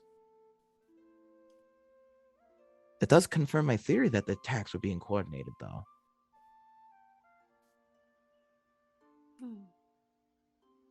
Then, do you remember seeing this woman who was interested in the reptiles? Come to mention it now, it was kind of right before the attacks really started up. Today, or just in general? Just Okay. in general, But then I noticed after the attack started up, the snakes and the reptiles in the zoo were getting a little more aggressive than usual. They were biting me. None of my animals bite me. I am very good at what I do. Well, unfortunately, we only seem to have more questions now than any actual answers. Yes, well. I mean, strange. Medusa sneaks in, leaves Grimstone. Yes, Well, but for what end entirely? Just that's for- the for thing. fun? They're still here in town. They're in the 6th bow, the snakes.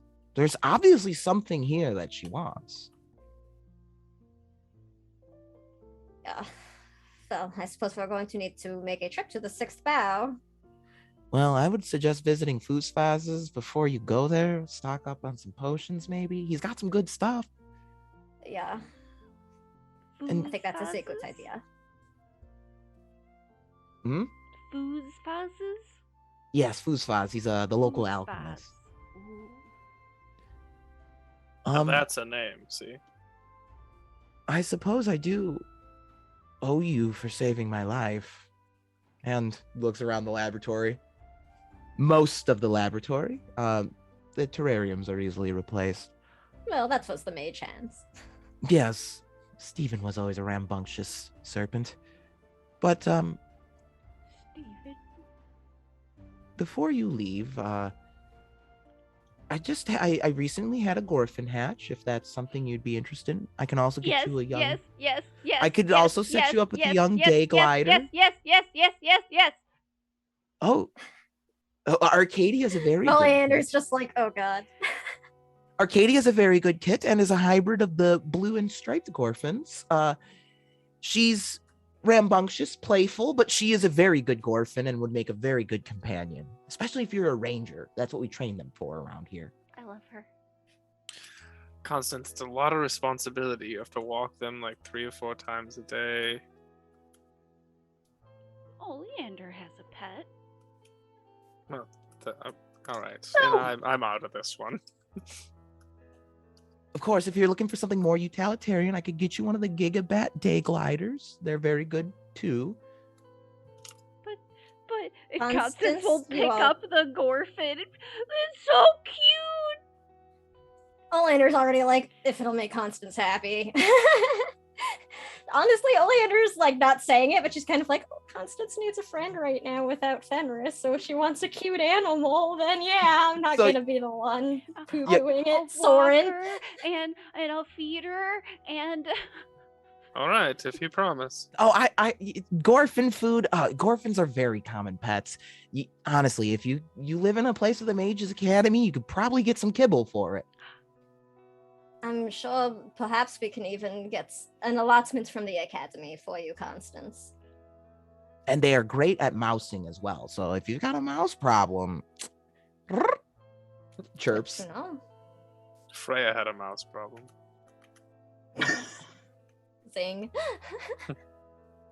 Well, thank you again for saving my lives. And if you do have any other questions, or you want to bounce some theories about what's going on with these snakes off of each other, but if it's official, Arcadia is yours for the keeps. I think everyone in the village would agree that it is very well deserved. Thank you. I sneeze because it's still kind of a cat. It's like a half of a cat. Yeah. I'm only half allergic to it then. So yeah, Arcadia is a blue. It's got this bluish colored fur, and then across the fur are these whitish stripes. She has these large feathery, large for her body, feathered wings that she kind of will sheepishly cover herself with. But when Constance picks her up and pets her, she purrs and gets happy and confident and snuggles in. I love it. This is my baby now. Well, like I said, I would recommend visiting the alchemy shop. And if you do need somewhere to stay, I can offer up my laboratory, though I wouldn't blame you if you didn't want to stay here after what happened here. We appreciate the offer. I'm not quite sure how long we will be here for, but... Well, we're gonna stay long enough to get that tour at least, so... Ah, yes, don't think I have forgotten. And there are plenty of fun animals at the zoo, just none I can really give away in good conscience. I don't think your group has what it takes to take care of a Giga Swan, as much fun as that would be. No, I don't think we do. Again, thank you so much for your help. I know you laid your lives on the line for me. Well, we were glad we were able to do something. Like I said, if you have any other questions about town... I'm sorry, were you going to say something? No. Oh. If you have any other questions, I'm sure I'll be better at answering them than the chief. I'm sure you will. Thank you. We appreciate it. And she just kind of gives a slight bow and, very much I don't know what else to say. You saved my life and I feel like shit about it, but I gave you a cat griffin thing, so we're even. We're even. Even Steven. So you, whenever you're ready, you can leave Pothos' laboratory with your new companion in tow. Yay! Wait, did you say even Steven as the name of the I snake? sure did. Oh no! Steven. Poor Very Steven. Well done. And before you do leave, Pothos does actually pull you aside and actually leaves you with the rest of her Grimstone sample. Oh, nice. You'd mentioned you're with the academy and everything, so she figured Yeah. it'd be better kept at the academy than in Tuft Hollow, where it was obviously a problem. Just getting the academy set up with a nice little stockpile of this stuff. That's never going to be an issue ever. All right. Yeah, right. So, if you have nothing else immediately you want to do, I think this is a good place to kind of end the session as we kind of then go into next week, visit the potion shop and retake the sixth bow. Sounds Woo! like a plan. Thank you. Works for Yeah. me. Works That for was me a wild too. session. Oh my god. That was a lot. That I is can't believe that we almost fucking- died to a Oh. snake. I went down That's 4 the times. closest anything has come to killing me this campaign. I'm so glad Same. I remembered Like I had the harpoon. Yeah, Since that's- the Oni and Shiverdell. That's the last time we came so close to just a Right. wipe. Oh. The Oni Oof. technically was a wipe. Yeah. Technically Yeah. speaking, it was a wipe, but because it was retreating, it didn't get to keep the wipe. I don't know. I like straddling that fine line between survival and TPK sometimes. It makes for fun combats, especially with something as memey as a snake with 100 mage hands. So It's just the ridiculous. fact that it's the Alright. snake with 100 mage hands, and that's what nearly did us in. And the fun fact, Classic us. the snake stats otherwise were Brand. just like regular ass snake stats. It was just the mage hands that made it a problem. It has 100 HP. If they could just keep sacrificing mage hands. That would have been a death worthy of the wrong turns, to be fair. That's more in line. Thank you, everyone, for indulging me. I've been wanting to use that thing since season 1, so I had my fun. I hope everyone else had fun. Thank you so much Thank for you the for your raid donations. and the donations. The fundraiser will be up all month of March, so feel free. If you didn't get to donate tonight, we will be back. Next week is our actual 3-year anniversary of streaming too, so you know, come and hang out and celebrate 3 years with us next Wednesday. You should. It'll be a good time. It'll be a great time. Now in And- Grand Sorry? Oh, good. Oh, and with that, I was going to have us raid Shramps. Yeah, I was gonna say in Grand Chromatic Chimera tradition, I'm just gonna skip plugging. So like, Go follow everyone. See ya. go follow Love everyone. you. Thanks, Check out the wiki. everyone. Bye. Yeah. Bye.